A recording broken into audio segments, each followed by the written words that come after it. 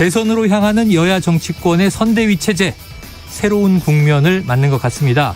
자, 이재명의 민주당을 선언한 여당은요, 이재명 후보에게 정권을 주면서 선대위 혁신을 예고했고요. 제1야당인 국민의힘, 자, 윤석열 후보의 뜻대로 삼김이 합류할 것이다, 이런 이야기가 주말 사이에 나왔는데 사실인지 저희가 또 점검해 보겠습니다. 과연 이번 주 여야 모두 선대위를 제대로 정비하고 진검승부에 나설지 주목이 되는 한 주가 되겠습니다. 시사본부가 실상과 진실을 탐색해서 보고 드리도록 하겠습니다. 정확한 분석도 빠뜨릴 수 없겠죠. 최영일의 시사본부 출발합니다.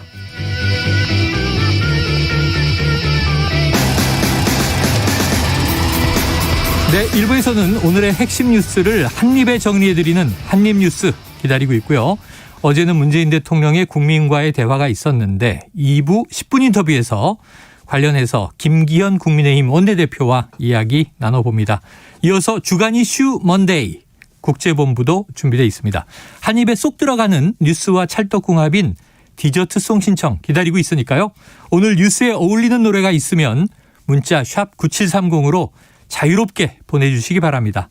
선정되신 분께는 별다방 커피 쿠폰을 보내드리고 있습니다. 짧은 문자 50원, 긴 문자 100원입니다.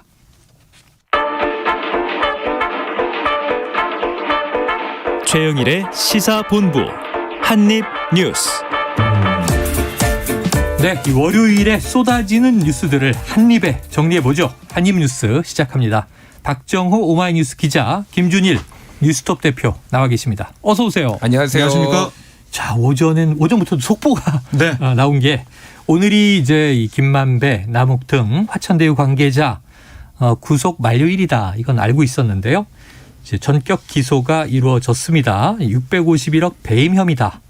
이 대장동 녹취록의 주인공 정영학 회계사도 공범으로 기소가 됐다. 네. 이 내용을 한번 박 기자님이 정리해 주시죠. 네, 서울중앙지검 전담수사팀이 오늘 화천대유 대주주 김만배 씨, 그다음에 천화동인 4호 소유주 남욱 변호사 구속 상태로 재판에 넘겼습니다. 그러니까 특정경제범죄가중처벌법상 배임, 그러니까 뇌물 공여 이런 혐의로 구속 기소가 됐고요. 말씀하신 것처럼 정영학 회계사는 이 두 사람과 배임죄 공범으로 불구속 기소가 됐는데 네.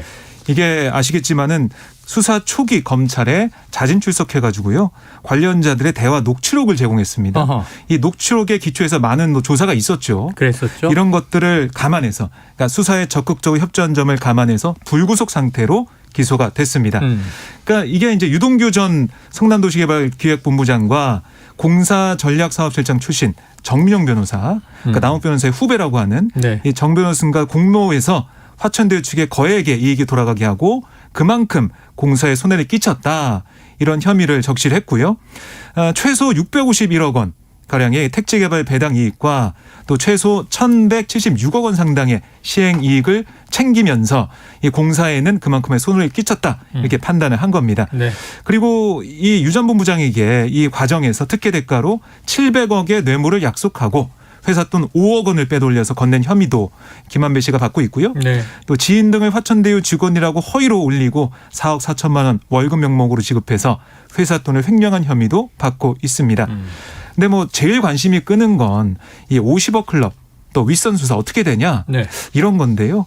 특히 50억 클럽 관련 정관계 로비 의혹은 계속 수사 중이다, 검찰은 밝혀서요. 수사 상황에 따라서 추가 기소할 가능성이 커 보입니다. 네, 우선은 구속기간 만료에 해당하는 인물들, 네. 정영학 회계사까지 기소가 된 거고. 그렇습니다. 정민영 변호사도 아직 오늘 기소된 건 아니죠? 기소가 안 됐습니다. 네, 앞으로 수사가 계속 이어질 것이, 곽상도 전 의원 아직 소환 안 됐고, 맞습니다. 박영수 전 특검도 소환 안 됐고. 네. 지금 네. 딱 이 김만배, 남욱, 정영학 이 세 사람만 기소가 됐습니다. 자, 뭐 김 대표님 이 내용을 또 워낙 대장동 부분에는 전문가시잖아요. 예. 일타 강사니까 오늘 기소 좀 검찰의 수사가 제대로 가고 있는 겁니까?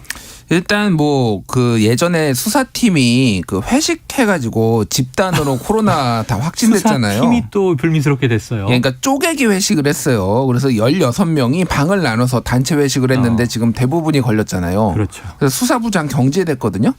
이게 그러니까 검찰 수사를 제대로 할 수가 있느냐, 그래서 제대로 했느냐, 이미 팀 이런 자체가 이런데. 의문이 이미 드는 상황이고, 앞에 박정호 기자가 얘기를 하셨지만은 지금 50억 클럽은 하나도 기소도 안 되고 네. 뭐 시간이 촉박했다라고는 하지만은 지금 제대로 수사도 못했습니다. 그러니까 이거는 뭐 이게 만약 대선이 없었다 그러면은 시간적 여유를 가지고 이렇게 뭐 테이블대로 하겠지만은 예. 이거는 지금 특검 해야 된다라는 여론이 더 강하게 이제 불 수밖에 없는 거죠. 네. 그러니까 게다가 이거 이재명 뭐 지사를 포함해서 더 윗선이 뭐 포함이 됐는지 아닌지 개입이 했는지 안 했는지 검찰이 아예 판단도 안 내렸어요. 그러니까 뭐 아예 그러니까 기다 아니다 뭐 이런 판단조차 안 내렸다라는 거는 검찰은 한마디로 우리는 수사할 의지가 없습니다라고 얘기한 거나 마찬가지고 그러니까 특검 도입론이 더 탄력을 받을 것 같아요. 그러니까 지금 그 얘기를 이제 짚어주시니까 네. 지난주에 이제 올해 야구 결산을 했어요. 예. 근데 결산. 지난 여름에 예. 도쿄올림픽을 앞두고 프로야구 선수들이 호텔에서 방역 수칙을 어기면서 얼마나 이 팬들의 지탄을 받았는지 몰라요. 이렇게 엄중한 수사를 하는 수사팀이 방역 수칙 어기고 쪼개기 회식을 했는데 거기서 또 더 나가서 다 대부분 걸렸다는 거잖아요. 자, 그러니까 이제 이 수사가 제대로 이루어질 상황이었겠느냐. 여기는 국민적 의구심은 높을 것 같습니다. 그러니까 여야 할 것 없이 특검 얘기를 할 수밖에 없을 것 같고요. 네. 그런데 특검의 이 범위나 이런 거 어떻게 할지 이거 좀 봐야 될 것 같고, 그러니까 검찰이 지금 정영학 회계사는 불구속 기소했잖아요. 그렇죠. 그러니까 수사 초기에 녹취록을 제공하고 이렇게 수사에 협조했다고 하는데 저는 오히려 이 녹취록 때문에 수사의 방향이 그쪽에 좀 매몰되면서 네. 정작 중요한 정관계 로비 의혹이나 이런 것들을 제대로 수사하지 못했다. 돈이 아니라 말을 따라갔다. 이런 그렇습니다. 얘기가 나왔죠. 그러니까 오히려 이 뭔가 이 수에 좀 얽혀가지고 좀 워낙에 중요한 부분들은 그냥 건너뛰고 네. 좀 뭔가 홀려서 가지 않았나. 좀 이런 생각도 들더라고요. 그래요. 네. 정영학 회계사의 녹취록이 도깨비 불의 역할을 한 것인가. 네. 홀려서 따라갔다 이런 얘기까지 하시니까 제대로 수사가 된 것이냐. 어쨌든 여기에 대해서 지금 이재명 후보는 조건 없이 특검 네. 빨리 하자 이렇게 그렇습니다. 나오죠? 네. 그런데 조건 없이 특검하자곤 했지만 네. 문제는 이 특검 대상이에요. 그러니까 부산저축은행 이 불법 대출 사건 부실 수사 의혹. 네. 그러니까 당시에 윤석열 후보가 주임 검사였던 네. 그 수사를 같이 들여다봐야 된다 이 얘기잖아요. 그래요. 그런데 윤석열 후보 측은 아니 왜 지금 뭐 문제가 안 됐는데 왜 이것까지 걸고 넘어가냐 다 하겠다는 거냐 네. 이런 취지에 반대하고 있어서 이 특검하자는 건 다 얘기하고 있지만은 이게 합의가 될지 이건 잘 모르겠습니다. 자, 특검 관련 문제 지금 여야 합의가 돼야 되는데 2부 처음에 이제 김기현 국민의힘 원내대표 인터뷰가 예정돼 있으니까 거기서 좀 물어보도록 하고요. 뭐 하나만 짧게 네네네, 말씀드리면은 말씀하세요. 그 노컷뉴스에서 지금 오늘 새벽에 보도를 한 그거 건데. 여쭤보려고 그랬는데 어떤 내용입니까? 예, 그러니까 당시에 부산저축은행 부실 사고가 있었잖아요. 지금 언급된 그 내용이죠. 불법 윤석열 대출. 주임 검사. 예, 그때 이거를 이제 금융감독원하고 예금보험공사가 공동 검사를 했어요. 그래서 왜 이렇게 부산저축은행이 부실이 됐느냐 그러면서 원인을 다 넣었거든요. 네. 거기에 대장동 이 불법 대출의 주요한 이유로 다 들어가 있었습니다. 그게 주요한 이유로 예, 예. 1,100억 원 넘게 대출됐다고 하니까요. 예, 당시에 있었던 뭐 대출을 받았던 대장 PFV, 뭐 C7 뭐 이런 데들은 이제 그때 대장동 땅을 사들인 이런 데거든요. 네. 근데 검찰이 이거를 충분히 봤음에도 불구하고 기소를 안 했어요. 그러니까 네. 이 관련자들을 아무도. 근데 왜 안 했느냐? 뭐 의혹이긴 하지만은 당시에 전직 중수부장이었던 박영수 전 변호사가 특검이. 예, 이때는 뭐 특검은 특검 아니었지만은 아니었고 변호사로 활동할 때죠. 박영수 변호사가 이제 이 부산저축은행의 회장의 조카 친인척이었는데 이 사람이 알선수재에서 알선 수뢰한 의뢰가 그 혐의를 받았거든요. 이 사람을 변호를 했습니다. 예. 그래서 이거 전직 정관예우로 지금 덮은 거 아니냐. 네. 당시 윤석열 주임 검사가 이런 의혹이 있어요. 점점점 의혹은 커지고 있기 때문에 네. 이거는 또 이제 여야 간 공방이 좀 치열해질 것으로 보입니다. 자, 언론에 이제 좀 또 탐사 취재가 나왔으니까 이 내용 여야가 이 특검을 하게 된다면 네. 이 수사 대상으로 포함할 거냐 말 거냐. 그 안철수 대표는 그런 얘기 하더라고요. 안철수 네. 국민의당 대선 후보는 이 쌍특검 얘기를 하면서 예.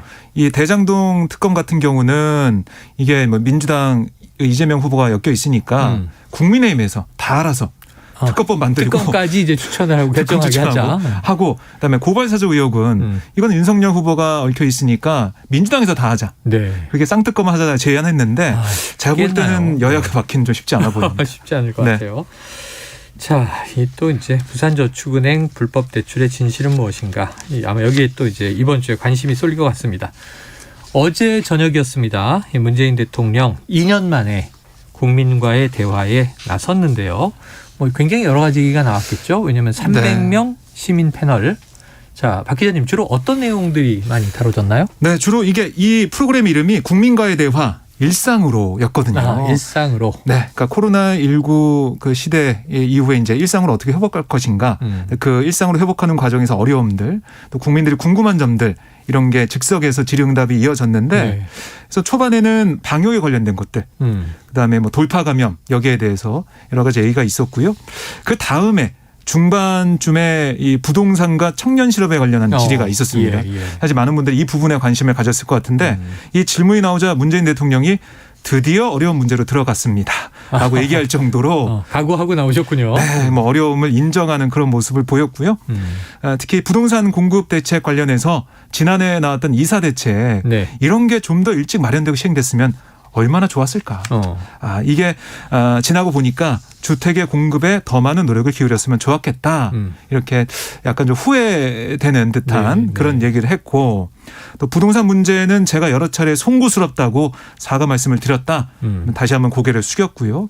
부동산 문제에 대해서 다 만회할 시간이 없을지 모르지만 적어도 다음 정부에까지 어려움이 넘어가지 않도록 해결의 실마리 임기 마지막까지 찾겠다 이런 얘기를 했고, 또 이 부동산 문제로 서민에게 피해가 가기도 했고 서민의 상대적 박탈감 이게 큰데 불로소득이나 초과이익을 환수할 수 있는 민간업자들이 과다한 이익을 누리지 못하게 하는 대책을 검토하고 있다. 네. 이런 얘기를 했어요. 그러니까 이게 대장동 의혹을 좀 떠올리면서 이걸 막아야 된다.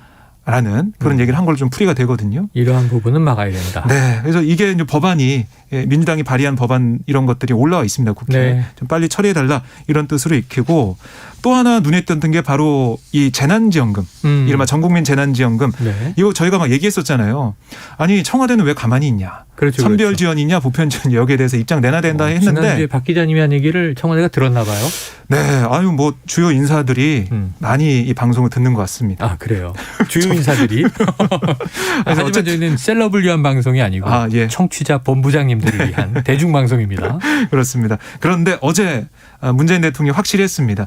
선별 지원 쪽에 손을 들어줬다라고 볼 수가 있겠는데요. 네네. 이 전국민 재난지원금 관련해서 내각의 판단을 신뢰한다. 아하. 이렇게 정확히 얘기를 했어요. 김부겸 총리나 뭐 그렇습니다. 홍남기 경제부총리나. 네.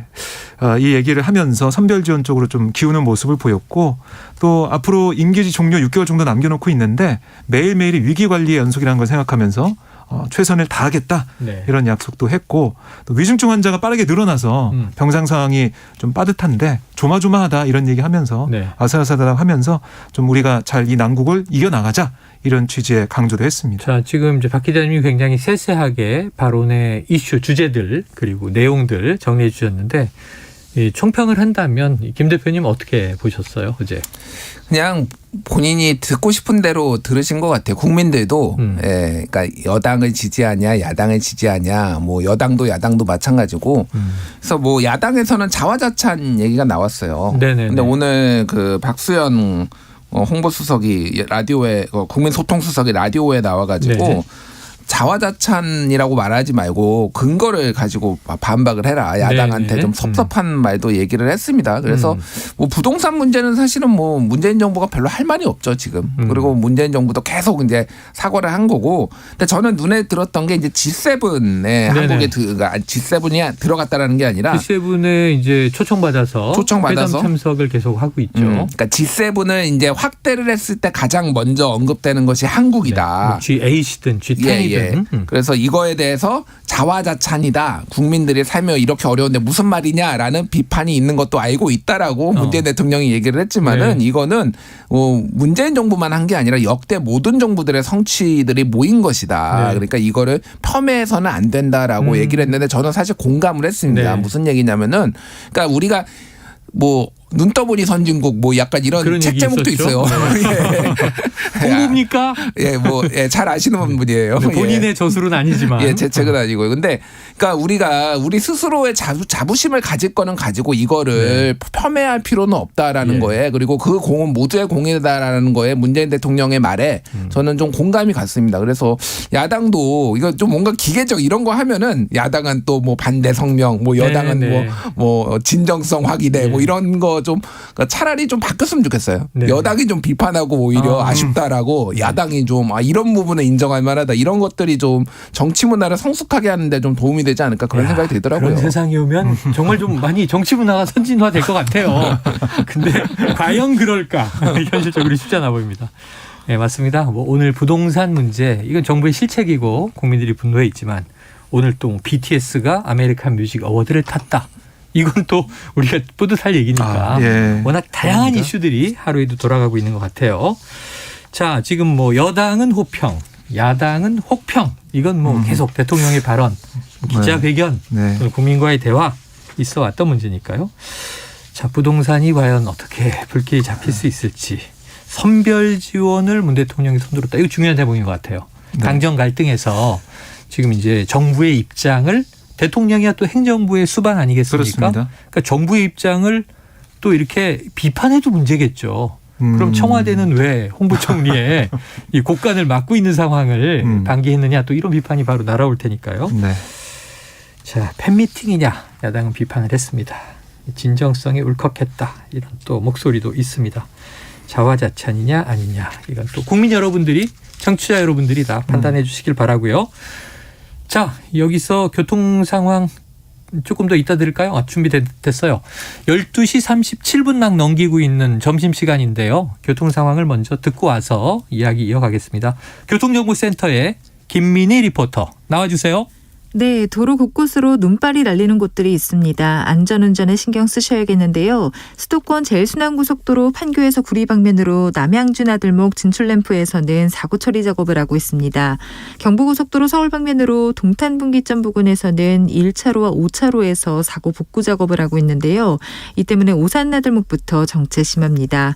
더 가서 기흥 부근 4차로에서는 고장난 차를 처리하고 있습니다. 정체는 기흥 동탄에서 수원 사이로 이어지고 있고요. 이후 잠원 부근 5차로에서도 사고가 나면서 양재부터 반포 사이 정체가 더 심해져 있습니다. 남해고속도로 부산 쪽으로 7원 분기점 부근 갓길에는 고장난 화물차가 서 있는데요. 부근으로 차량들 서행합니다. 그 밖에 서울시내 강남순환로 성산 쪽으로 봉천터널 안 4차로에도 고장난 차가 서 있고요. 내부순환로 성산대교 쪽으로 역시 성산램프 부근 2차로에서도 고장난 차를 처리하고 있습니다. KBS 교통정보센터였습니다.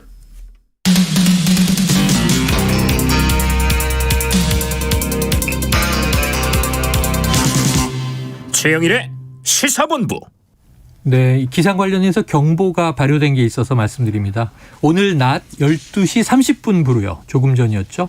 이 울릉도, 독도, 흑산도, 홍도 지역에 강풍경보가 발효가 됐습니다. 관련해서 이 인접지역 주민들은 피해가 없도록 주의하시기를 바랍니다. 다음 이슈는 이제 대선판으로 가보죠. 지금 대선 뜨거운데 주말 사이에도 뭐 각 선대위 혹은 이제 후보들 바쁘게 뛴 것 같은데요.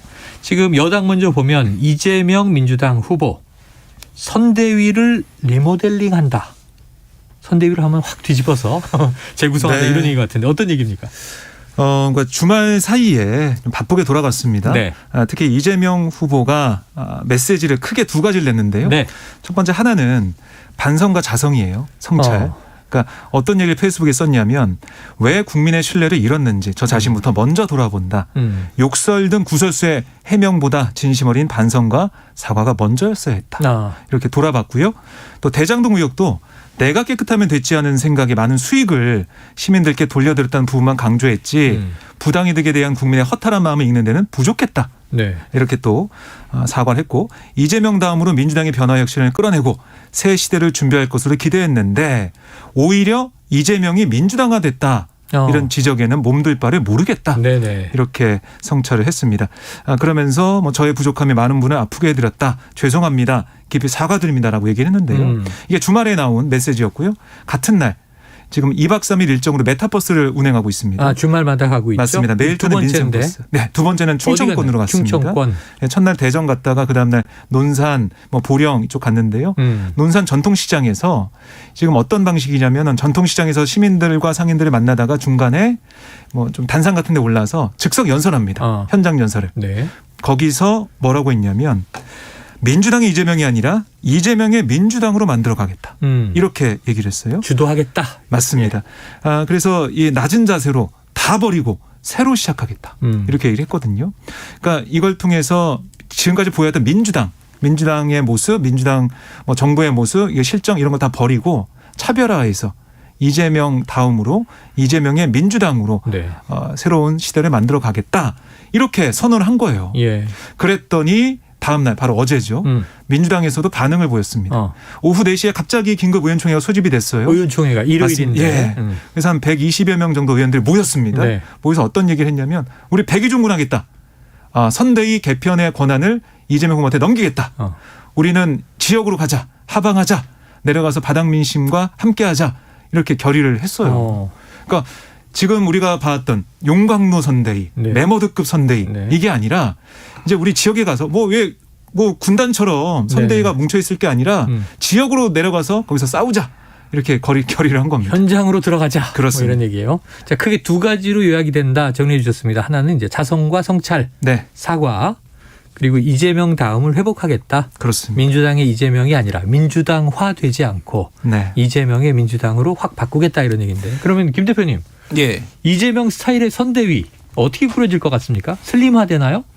뭐 그렇다고 그러니까 소위 말해서 이제 마음에 맞는 사람들 중심으로 꾸려질 것 같아요. 그러니까 마음에 맞다라는 게 친소 관계를 얘기하는 게 아니라 네네. 뭐 눈빛만 봐도 같이 뭘 하는 걸 아는 전후에. 뭐 예를 들면은 뭐 정성호 의원 같은 분이 네네. 뭐 최측근으로 알려져 있잖아요. 네. 그러니까 이게 지금 민주당 같은 경우에는 뭐 소위 말해서 메머드급 선대위다 처음엔 그랬잖아요. 네네. 이거 저는 이 표현이 169명 의원이 다 들어갔다. 이 표현이 아이러니인데 메머드는 멸종했습니다. 메모드가 그 빙하기 전에 맘모스죠? 예, 맘모스? 맘모스요. 예, 멸종했어요. 메모드는 멸종했다. 이거 예. 무서운 얘기네요. 그러니까요. 그래서 이번에 그러니까 없어졌나 봐요. 무조건 크다고 좋은 게 아니다라는 거죠. 그리고 후보 중심으로 꾸리는 게 맞죠. 지금 뭐 뒤에 얘기하겠지만 윤석열 후보도 본인 중심으로 본인 의중대로 지금 가고 있잖아요. 네네. 그러니까 결국은 선거는 대선 후보가 치르는 거고 그렇지. 이렇게 하는 게 맞다라고 봐야 될 것 같고 특히 여기에는 이제 경기도 팀하고 여의도 팀하고의 약간의 이제 뭐 사이가 안 좋다기보다는 이질감이 좀 있었어요. 그러니까 그럼 뭐 이게. 같이 일을 안 했으면 손발이 안 맞는 거죠. 안 해봤으니까 네. 같이. 예, 아무래도 여의도 경험이 없다 보니까 네. 그런 문제들이 어느 정도 이제 해소가 될 것 같아요. 그러니까 또 이제 전체적으로 보면은 좀 바닥을 쳤다라고 볼 수가 있을 것 같아요. 지금 오늘 여론조사를 좀 소개를 시켜드려야 될 것 같아요. 여론조사 예. 어때요? 궁금합니다. 한국사회여론연구소 KSOI가 지난 19일 20일 만 18세 이상 1,007명을 대상으로 오늘 오전에 이제 네. 발표를 했는데요. 윤석열 40.0, 이재명 39.5, 0.5%포인트 차이입니다. 지난주에도 어우. 그 붙은 조사가 하나 있었는데 네. NBS 조사였죠. MBS 조사인데 이게 근데 같은 조사의 전주 조사를 봐야 돼요. 네. 지난주에는 45.6 대 32.4. 그래서 13.2%포인트 차였거든요. 격차가. 지금 똑같은 사회여론연구소께 그렇다는 말씀이죠. KSOI가. 근데 이번 주에는 0.5%포인트 차로 줄었다. 그러니까 둘 다 이제 윤석열은 떨어지고 이재명은 올랐어요. 붙었다. 왜 그러느냐? 그러면 첫 번째는 이제 그 뭐 컨벤션 효과가 좀 이제 떨어졌다. 2주 예. 됐으면 많이 한 거죠. 네. 예, 2주. 그리고 이제 전체적으로 보면 윤석열 캠프 쪽에 캠프 꾸리는 거에 이제 선대 꾸리는 거에 난맥상이 좀 있었잖아요. 시간이 많이 예. 가고 있어요. 두 번째는 이제 그 뭐 이재명 후보의 사과, 전체적으로 몸 낮추기. 그러니까 지금 네. 사람들이 다 화나 있는데 네. 왜 이렇게 뻣뻣하지? 다들 이런 것들이 좀 있어요. 감정적인 나는 전체적으로. 틀린 게 하나도 없어 이러면 국민들이 좋아하지 않죠. 그렇죠. 그러니까 전체적으로 보면 사과한 거. 세 번째는 좀 지지층 결집 효과가 있었다. 네. 지금 위기감이 민주당 지지자들 위기감이 상당하거든요. 그렇죠. 이런 게 다 겹쳐지면서 지금 초접전까지 지금 끌어올린 것 같아요. 네. 이게 이제 얼마나 될지는 좀 봐야 될 것 같습니다. 19일, 20일이니까 지난 금요일과 토요일 조사였는데 이제 박빙이다. 뭐 사실은 끝까지 박빙이고 앞으로 남은 3개월여간 어떤 엎치락 뒤치락이 있더라도 결국은 이제 여야 양강 구도의 초박빙일 것으로 예상하고 있지 않습니까? 네. 어떻게 보세요? 이제 뭐 사실 민주당도 각성을 한 것 같고요. 각성을 했다. 그렇습니다. 지금 계속해서 나왔던 얘기는 뭐였냐면 아니 왜 메타버스가 후보 메타버스만 있냐. 169명 국회의원 모두 다 메타버스 하나씩 운행해서 뭐 이 버스가 아니더라도 하다못해 자전거를 타고라도 돌아다니면서 재밌네요. 지역을 돌아라. 추워졌는데. 네, 좀 따뜻하게 핫팩을 좀 썰매도 들고 타고. 네. 그렇게 해야 된다라고 했는데요. 선대위가 개편이 되면 확실히 다른 모습. 그러니까 이재명 후보에게 이재명 후보 다음 모습을 바래왔던 지지자들 또 국민들의 그런 여망이 반영되는 네. 그런 모습을 보일 거다라는 기대가 좀 높아지고 있거든요. 예. 결국에는 이 접전 양상으로 갈 수밖에 없다라고 볼 수가 있습니다. 그래요. 자, 그럼 앞으로 이제 뭐 이재명의 윤호중, 이재명의 이낙연, 이재명의 김두관 이런 모습들이 정말 보여지느냐, 네. 국민들에게 그렇게 느껴지느냐가 중요한 그렇습니다. 거죠. 네. 각각의 색깔이 아니라. 자, 그렇다면 지금 이제 초박빙으로 다시 접전이 벌어지고 있는 가운데 국민의힘 야당으로 가보겠습니다. 주말을 넘기면서 보도를 보니까 상당히 긍정적이었어요. 네. 그동안 엎치락뒤치락 이게 되니 안 되니 누가 들어오면 누가 안 들어오니 하던 우선은 삼김, 김종인, 김병준 예. 그리고 이제 갑자기 지난주에 등장한 김한길 네. 삼김이 다 한 배를 타기로 하면서 윤석열 후보의 의중대로 매듭이 지어지고 있다. 맞습니까? 네. 어제까지만 해도 그렇게 좀 예상이 됐는데요. 어제까지? 네. 오늘 또 달라졌어요? 오늘 아침에 윤석열 후보가 국민의힘 최고위 참석을 했습니다. 네네. 네, 뭐라고 했냐면 지금 보면 삼김중에 두 사람 김병준, 김한길 네. 두 사람은 함께하기로 했는데 네. 김종인 전 위원장은 제일 중요한 인물인데 하루 이틀 좀 시간을 더 달라고 했다. 하루 이틀 시간을 달라고 했다. 네, 그래서 김종인 전 위원장이 본인께서 최종 결심하시면 그때 이 선대의 이름을 올리도록 하겠다 이렇게 윤 후보가 설명을 했어요.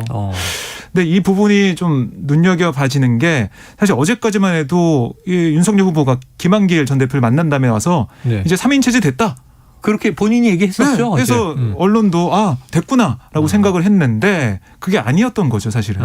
그래서 일각에서는 김종인 전 위원장 합류가 안 되고 결국 이 김한길, 김병준 이 두 사람 투김 시대로 양김 시대로 가는 거 아니냐 네. 이런 관측도 나오고 있어요. 그러니까 그래요. 윤 후보 쪽에서는 좀 부글부글한 느낌이 있습니다. 그런 분위기가 있는데 왜 김종인 전 위원장이 박근혜 이 후보 시절에 이른바 왜 팽당했는지 알겠다. 뭐 이런 얘기까지 나오고 있어요. 그만큼 약간 감정도 좀 상하고 있는 게 아닌가 생각이 들어서요. 이 삼김 시대로 가기에는 쉽지 않아 보인다 생각이 듭니다. 자, 그럼 뭐 하루 이틀이면 빠르면 오늘 늦으면 내일 혹은 뭐 더 늦어도 수요일 이 정도 상관일 텐데 네. 김 대표님 김종인 전 위원장 합류하겠습니까? 잘 모르겠어요, 진짜로. 네. 그러니까 뭐냐면은 김종인 비대위원장의 마음이 지금 이 전체적으로 이 방향성에 대해서 좀 불만이 있는 것 같아요. 뭐냐면은 쉽게 얘기를 하면 지난주에도 말씀드렸는데 지금 이거 뭐 그 반문 빅텐트 이거 다 쓸데없는 짓이다. 이게 지금 그 김종인 예전에 다 비대위원장 해봤는데 네, 이거 다 쓸모없고 약자와의 동행 한마디로 얘기하면은 지금 네. 뭐 자영업자 이런 거에 집중해야 되는데 지금 모습들은 보면은 뭐 삼김 신삼김이고 뭐고 이게 뭐한 짓이냐 약간 그런 거가 있는 거고 또 하나는 이제 윤석열 후보 마음대로 거의 다 됐거든요. 이를테면 권성동 지금 사무총장부터 해가지고 삼김 다 했는데 그러니까 뭐 지금 장제원 비서실장 썰이 나오고 있어요. 비서실장이 지금 비어 있으니까. 원래 장제원 의원을 염두에 뒀었다라는 얘기도 있었죠. 그런데 어제 이제 그 뭐 교회 가서 예배도 같이 드렸거든요. 옆자리에서. 저기 윤석열 후보와 장제원 의원이 윤석열 후보가 같이 기도하고 있더라고요. 예. 네. 그래서 그렇군요. 뭐 그거에 대해서 이제 뭐 과대 평가는 과대 해석은 금물이다라고 얘기를 했지만 그렇게 하는데 장제원 의원에 대해서 비토감이 상당히 강합니다. 김종인 비대위원장이 그러니까 이런 것까지 다 불만을 좀 드러낸 것 같아요. 그래서 진짜 마지막까지 저는 합류는 할 것 같기는 한데 마지막까지 이런 기싸움이 좀 있을 것 같다. 이 방향성과 이런 거에 대해서. 그래요. 이준석 대표도 전권 혹은 상당한 권한을 줘야 오는 분이다. 네. 전권을 주지 않았을 때는 모셔와도 기량 발휘가 안 됐고 지난해 총선 같은 때 이제 황교안 대표 체제에서 대패했다는 거죠. 그러니까 이게 김종인 전 위원장은 계속해서 일관되게 보수가 자강해야 된다. 자신들의 힘으로 이기고 해야지 이거 외부 세력을 끌어들여서 이른바 커도 뭐 이게 도움이 안 된다 이런 얘기고요. 또 일각에서는 김한길 전 대표가 여기에 이제 참여하기 때문에 뭐 새시대 위원회 여기에 들어간다고 하는데요. 이걸 통해서 뭔가 새로운 정당을 창당한 게 만드는 거 아니냐. 이런 해석까지 나오고 있어요. 예측까지 일각에서 나오고 있는데 그만큼 김종인 전 위원장이 볼 때는 아니 국민의힘이라는 이 보수 정당을 놓고 따로 뭔가 새롭게 한다. 그러니까 윤석열 후보 입장에서는 정치 개혁도 함께 해 나가면서 네. 국민들이 원하는 새로운 모습을 만들겠다 이런 생각하고 있는데 그 부분에 대해서 김종인 전 위원장이 별로 탐탁하게 생각하지 않는 것 같습니다. 홍준표 의원이 한마디 했네요. 네, 홍준표 의원이 이 점심시간인데 네. 많많이들 드셨겠습니다. 네, 이 잡탕밥이라는 지금 삼김 선대위에 비유를 대해서 했습니다. 그러니까 그러니까 지금 홍준표 의원이 플랫폼 만들어 청년들하고 질의응답하고 있잖아요. 거기서 어떤 청년이 아니 2030 세대가 이렇게 삼김이 모였는데 이 비대위 이 선대위 지지해야 되겠습니까?라고 했더니 이 뭐 잡탕밥을 좋아하는 사람도 있습니다. 뭐 이렇게 넘어갔는데 이 딱 띄워놓고 보면 이 모이는 것 자체가 잡탕밥이다. 이렇게 얘기한 걸로 풀이가 됩니다. 야, 그 와중에 또 지금 이준석 대표가 등장한 게 정의당 장혜영 의원이 지금 최근에 이 여성 대상 범죄에 대해서 강한 이야기를 하면서 칼로 찌르고 19층에서 밀어 죽이는 세상에서 여성들이 어떻게 페미니스트가 되지 않을 수가 있을까? 페미니즘이 싫은가? 그렇다면 여성을 죽이지 말라. 네. 여성의 안전보장에 앞장서라. 이렇게 이야기를 했는데 또 이준석 대표가 나섰네요. 네, 이준석 대표는 이 고유정 사건을 예로 들었어요. 네네. 그러니까 이 전 남편에게 졸피뎀을 먹여서 살해하고 토막살이한 사건. 여성이 남편을 살해했던 네, 그러니까 대표적인 잔혹범죄죠. 맞습니다. 그러니까 이렇게 이 장혜영 의원이 이 사건을 거론하니까 고유정 사건을 들고 나와서 대응하는 모습, 대립하는 모습 보이는데 여기에 대해서 왜 이렇게 이 젠더별로 이렇게 갈등을 하냐, 왜 이런 예를 들면서 반박을 하냐 이런 비판도 나오고 있습니다. 그 이준석 대표. 그리고 또 민주당의 송영길 대표까지 싸잡아서 이 두 분을 송이 대표인데 대표 리스크가 커지고 있다. 송 대표는 뭐 어떤 또 일이 있었어요? 예, 그 윤석열 돌상 사진에 그게 여기 올라가 있는 100일 돌상 사진. 사진에 봤죠? 그게 엔화가 올라가 있다라고 송영길 대표가 얘기를 했는데 알고 사과만 보니까 봤는데 1,000환짜리 옛날 지폐예요. 한국 지폐. 옛날 지폐를 몰랐던 거죠. 그거 엔화로 본 건데. 저도 본 적이 없습니다. 야, 제가 어릴 때는 환을 봤는데 저희 집이 가난했나 봐요. 동전만 봤어요. 환. 그러니까 문제는 1,000원짜리 지폐가 있었구나. 송영길 대표가 이런 거 지금 하나씩 뭐 무슨 엔화네 한화네 이런 거를 하는 것 자체가 격이 안 맞고 이준석 대표도 장혜영 의원이 저격을 한 게 아니거든요. 근데 본인이 나서 가지고 이거를 쟁점화시키는 거 이거 자체가 좀 격이 안 맞는 거죠. 그러니까. 돌상에 놓인 1,000환짜리 옛 한화 지폐를 엔화 아니냐 이렇게 이제 송 대표가 얘기해서 유감을 표명했습니다. 결국에는. 저는 제가 환을 봤다는 게 지금 약간 좀 걱정됩니다. 내가 왜 환을 봤을까? 자, 시간이 됐습니다. 오늘 여기서 한입 뉴스 정리하죠. 박정호 오마이뉴스 기자, 김준일 뉴스톱 대표였습니다. 고맙습니다. 고맙습니다. 자.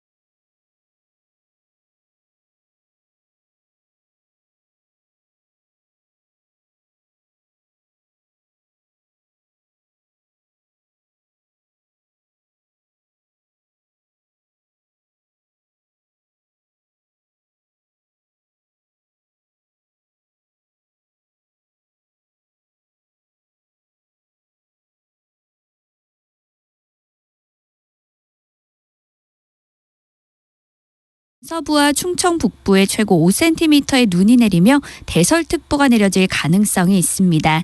한편 지금은 공기가 깨끗하지만 황사의 영향으로 남부지방은 오후 한때 먼지 농도가 높아질 수 있겠습니다. 현재 서울의 기온은 4.4도입니다. 송소진입니다.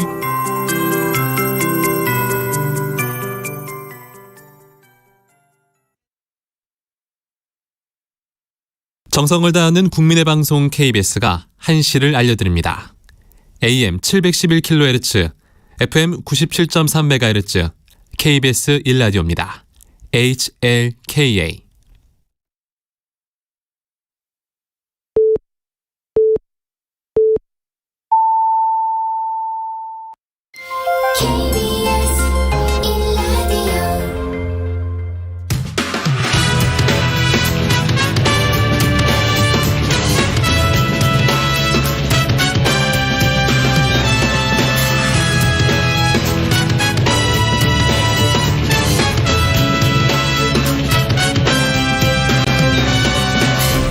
KBS 1라디오 최영일의 시사본부.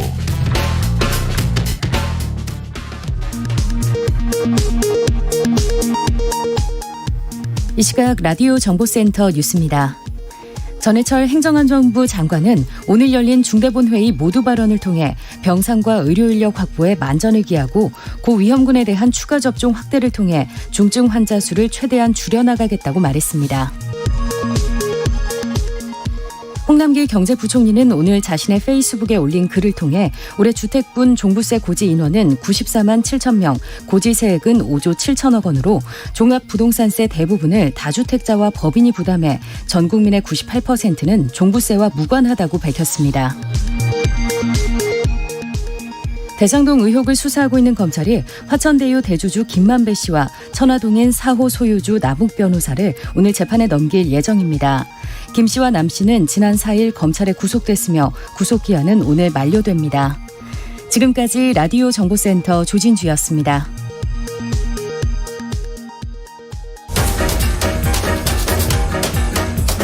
최영일의 시사본부 10분 인터뷰. 네, 단 10분 동안 이슈의 핵심을 10분 짚어드리는 10분 인터뷰 시간입니다. 자, 예고해드린 대로 국민의힘 김기현 원내대표와 말씀을 나눌 예정입니다. 물어볼 것이 너무 많아서요. 바로 시작해보죠. 자, 김 대표님 나와 계시죠? 네, 반갑습니다. 김기현입니다. 네, 안녕하세요. 자, 어제 저녁에 문재인 대통령 2년 만에 국민의 대화 갖지 않았습니까? 제1야당 원내대표로 어떻게 보셨고 어떻게 평가해 주시겠습니까? 글쎄요, 2019년도 한번 국민과의 대화 있었고 이제 2년 만이셔서 네. 나름대로 좀 특히 이제 임기를 마치시는 시점이어서 네. 또다시 뭐 국민과의 대화를 가지시기야 임기 중에 어렵지 않겠습니까? 예, 네. 보면 전체를 총결산하는 자리일 것이다 이렇게 생각했는데 총결산하는 자리의 성격이 전혀 아니어서 한편 조금 많이 아쉬웠고요. 아하. 이제 뭐 어차피 이제 임기를 마치신 분에 대해서 뭐 알고알고하는 게 뭐 그렇게 적절한가는 의문이 있습니다만 네.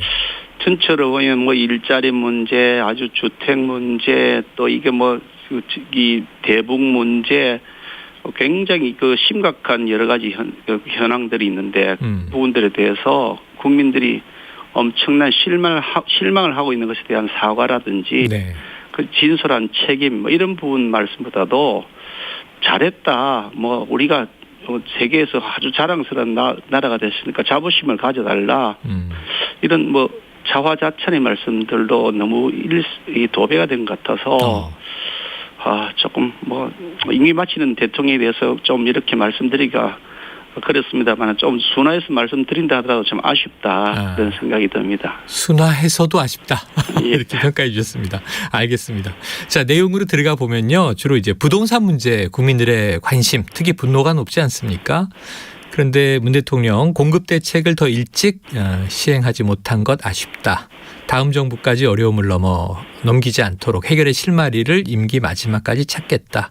이제 이런 메시지였어요. 요 부동산 대목은 어떻게 들으셨습니까? 부동산 문제는 사실 그 뭐 대통령께서 2년 전 아마 제 기억으로는 국민과 대화할 때 자신 있다. 맞습니다. 전쟁을 하겠다 이런 표현까지 썼었던 걸 알고 있는데 네. 그래가지고 그 결과 지금 뭐 거의 2배 정도로 오른 집들이 지금 속출하고 있는 상태인데요. 이렇게 폭등한 사례가 단 한 번도 없었습니다. 지금만 오른 것이 아니라 전월세 다 마찬가지고요. 서민들 입장에서나 혹은 이제 청년들 결혼을 앞둔 사람들 입장에서는 완전히 그 이제 뭐 이게 이생진망이다. 이 생에 내 집을 가진 이제 망했다라는 그런 상황인데 이에 대한 반성이나 책임에 대해서 너무 소홀하게 생각하신다.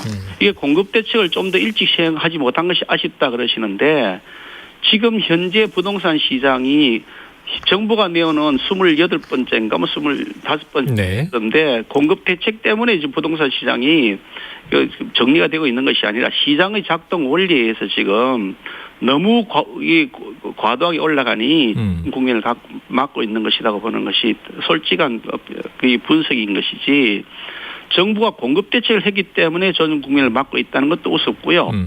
특히 현재 부동산 시세가 뭐 안정화에 접어들도록 뭐 조짐을 보인다는 취지의 말씀을 하셔서 저는 너무 황당했습니다.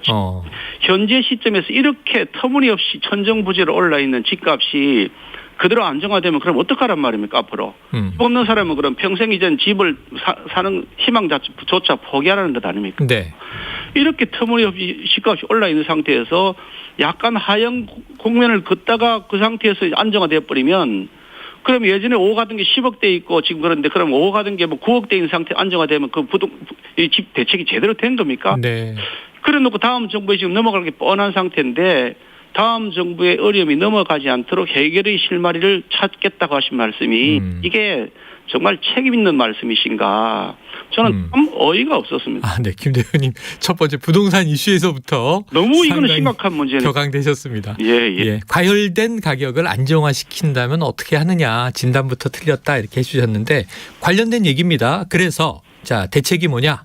자, 이 부동산 투자로 얻은 불로소득, 초과이익 환수 등에 대해서도 여러 대책을 집중적으로 검토하고 있다. 이런 대목이 있었는데요. 이게 지금 여당이 대장동 방지법을 추진하다 보니까 관련된 거 아닌가 싶기도 한데 자, 여야가 좀 이게 갈등이 있는 이슈라서 논의 가능성이 있는지 야당의 입장은 뭔지 좀 궁금합니다. 대장동 같은 그런 사태는 당연히 절대로 발생해서는 안 되고요. 네. 그래서 저희들은 그와 같이 이게 민간 개발이 민간이 이게 민관 합동이라고 하는 이상한 유령 형태로 들어가 가지고 폭리를 취하는 이런 대장동 이재명 게이트와 같은 새로운 사건이 발생해서는 안 된다는 차원에서 민간 참여의 비율도 제한시키고 또 민간의 이윤율을 6%로 총사업비 6%로 낮추는 아주 그런 법안을 저희들이 뭐 선제적으로 제출해 놓고 있습니다. 그러니까 당연히 그 법을 통과시키면 되는 것이고요. 그것만 민주당은 이제 그것만으로 끝내자고 하는 것이죠. 말이 안 된다. 이미 거의 1조 원 가까운 터무니없는 폭리를 취한 대장동 사업자들이 있는데 이 사업자들의 그 부당 이익을 환수해야죠. 아니 그걸 환수 안 하고 그거는 이제 뭐 그 사람들이 먹고 튀었으니 먹튀 놔두고 앞으로 발생을 예방하자 그런 말이 안 되는 거죠. 그러니까 1조 원 가까운 이런 그 부당 이익을 환수하는 법도 저희들이 제출해 놓았는데 민주당은 그 법의 논의는 쏙 빼버리고 향후 발생하는 것만 막니 결국은 이재명 후보를 보호하기 위해서 기존의 그 부당 이익 환수하는 데서는 손대지 말자고 하는 것 아니냐. 결국 몸통보호법을 할 것이다. 몸통보호법이다. 결국은 시선을 향후 발생되는 뭐 부당 이득에 대해서만 발생하지 않도록 하겠다면 그거는 말이 안 되는 거죠. 기존에 있는 것도 당연히 뭐 환수하고 향후도 발생하지 않도록 해야 되는 거죠. 네, 예방은 물론이고 벌어진 일에 대한 소급도 해야 한다 이렇게 주장하셨습니다. 그거 당연히 해야 되는데 민주당이 그걸 안 하겠다고 하니까 황당하다는 얘기죠. 그래요. 자, 관련해서 아까 소급 벌어졌던 대장동 개발 의혹 지금 이제 검찰 수사가 이게 마무리 단계인데요. 특검의 분수령이다 이번 주가 이렇게 표현됩니다. 왜냐하면 김만배, 남욱 구속 기간이 끝나다 보니까 결국 오전에 기소가 됐는데 또 대장동 이제 수사팀이 이제 코로나19 확진까지 나오면서 좀 혼란스럽습니다. 자, 여야가 합의하면 조건 없이 특검 수용한다. 이재명 후보가 입장을 밝혔는데 국민의힘 어떻습니까? 바로 갑니까? 이재명 후보께서는 뭐 조건 없이 특검 수용한다 말씀하셨는데 민주당은 조건 없이 수용한다는 의사가 아닌 것 같습니다. 그래요? 예, 계속해서 사족 붙이고 뭐 물타기하고 심지어 물귀신 작전까지 쓰려고 합니다. 뭔 조건들이 그렇게 많으니 조건 없이라고 후보가 분명히 얘기를 했는데 네. 실제로 협상에 들어가면 온갖 얘기를 다 하는 그런 분위기를 계속 조성하고 있다. 지난 주말에 금요일 날 제가 민주당 측에다가 이 문제를 이제 후보가 이재명 후보께서 조건을 특검을 네. 했으니 협상을 바로 시작하자 요청을 했고 그래서 일단 주말까지는 상황을 좀 보겠다. 자기들도 논의를 해보겠다 그래서 뭐 시간이 말미가 필요하다고 하니 그 정도는 저희들이 기다려야 되지 생각하고 있는데 예. 오늘 아침에 제가 보고받기로는 민주당 측에 이 문제를 논의하기 위해서 만나자고 제안을 했다고 제가 보고를 받았는데 네.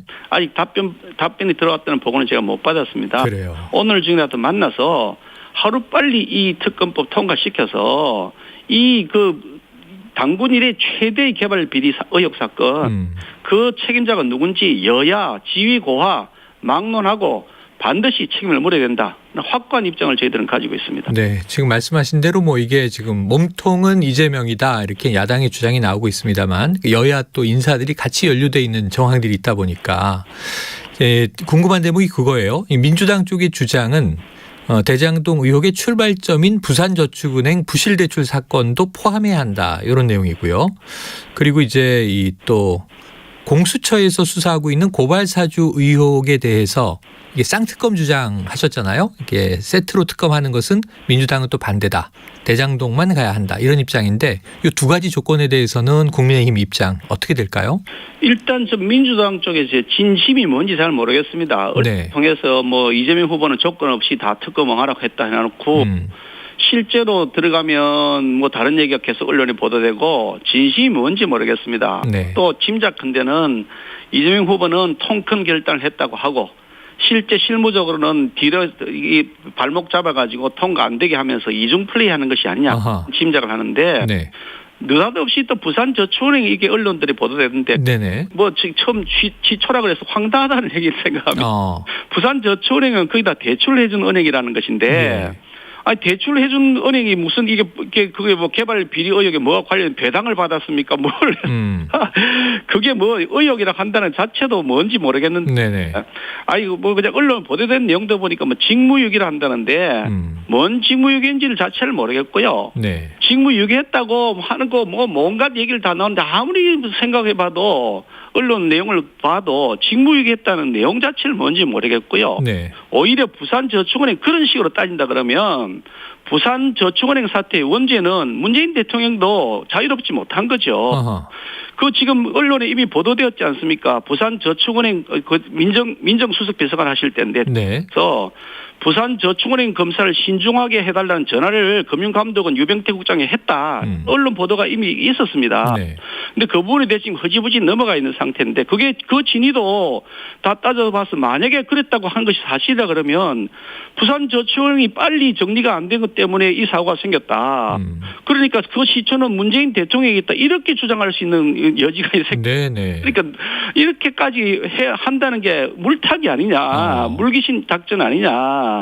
결국 갑자기 또 부산저축은행 얘기가 왜 나오냐 이거죠. 네. 그래서 제가 물귀신 작전, 물타기 작전이라고 하는 것이. 예. 그럼 이제 고발사주 의혹 쌍특검은요? 그 부분에 대해서도 지금 민주당이 공식적으로 의견을 제시한 바가 없어서요. 네. 민주당 의견을 들어보고 이제 언론을 통해서 지금 민주당 제안을 저희들이 받을 입장은 아니지 않습니까? 그래서 만나서 의논을 하자는데 지금 답변이 없는 겁니다. 독자를 만나지 않아주니 답답한 노릇인 거죠. 예. 자, 오늘 만나자는 요청을 해두고 기다리시는 중이라고 하니까 오후 중에라도 연락이 올지 한번 또 기다려보겠습니다. 자, 이게 대선 관련 이야기를 좀 여쭤볼게요. 국민의힘에서 이달 말쯤에 배우자 포럼이 발족할 것이다. 이런 이제 보도가 있습니다. 지금 영부인 후보들에 대한 관심도 많이 커지고 있는 게 사실인데요. 그렇다면 이제 이 윤 후보의 배우자죠. 김건희 씨.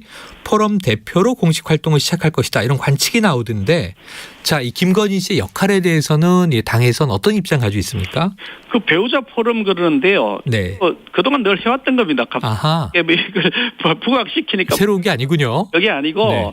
우리 그 현역 의원들과 당협위원장들 이제 그중에 남성들이 주로 많다 보니까 배우자 대신 여성분들이 계시잖아요. 네네. 그리고 이 배우자들의 경우에 활동할 수 있는 충분한 여력도 되고 의지도 있는데 이게 그 부분에 대해서 그동안 조금 이렇게 소홀했다. 네. 그래서 제가 원내대표가 되고 난 다음에 또 당대표가 또 마침 이제 결혼을 안 하셨기 때문에 그래서 배우자가 없는 관계라서 제가 이제 저희 배우자가 배우자들끼리 모여서 현안에 대해서 우리가 같이 강의도 듣고 우리끼리 디스커션도 하면서 향후 대선에서 우리가 해야 될 역할이 뭔지 같이 고민해보자 이래가지고 그동안 계속 그 모임을 해왔고요.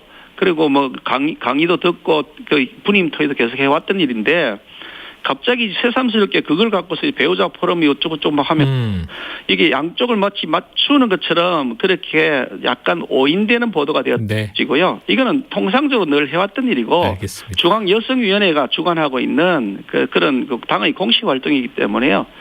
그것하고 후보자의 배우자하고 직접 연관시키는 것은 이 사실하고 다르다. 알겠습니다. 그런 말씀입니다. 역대 대선마다 있어 왔던 활동이다. 평상시도 늘 해야 되는 일이고요. 예.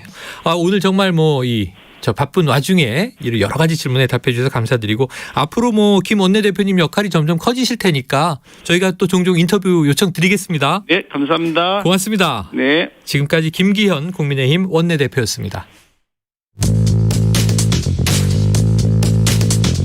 최영일의 시사본부는 여러분과 함께합니다. 짧은 문자 50원, 긴 문자 100원이 드는 샵 9730. 라디오 어플 콩과 유튜브는 무료로 참여하실 수 있습니다.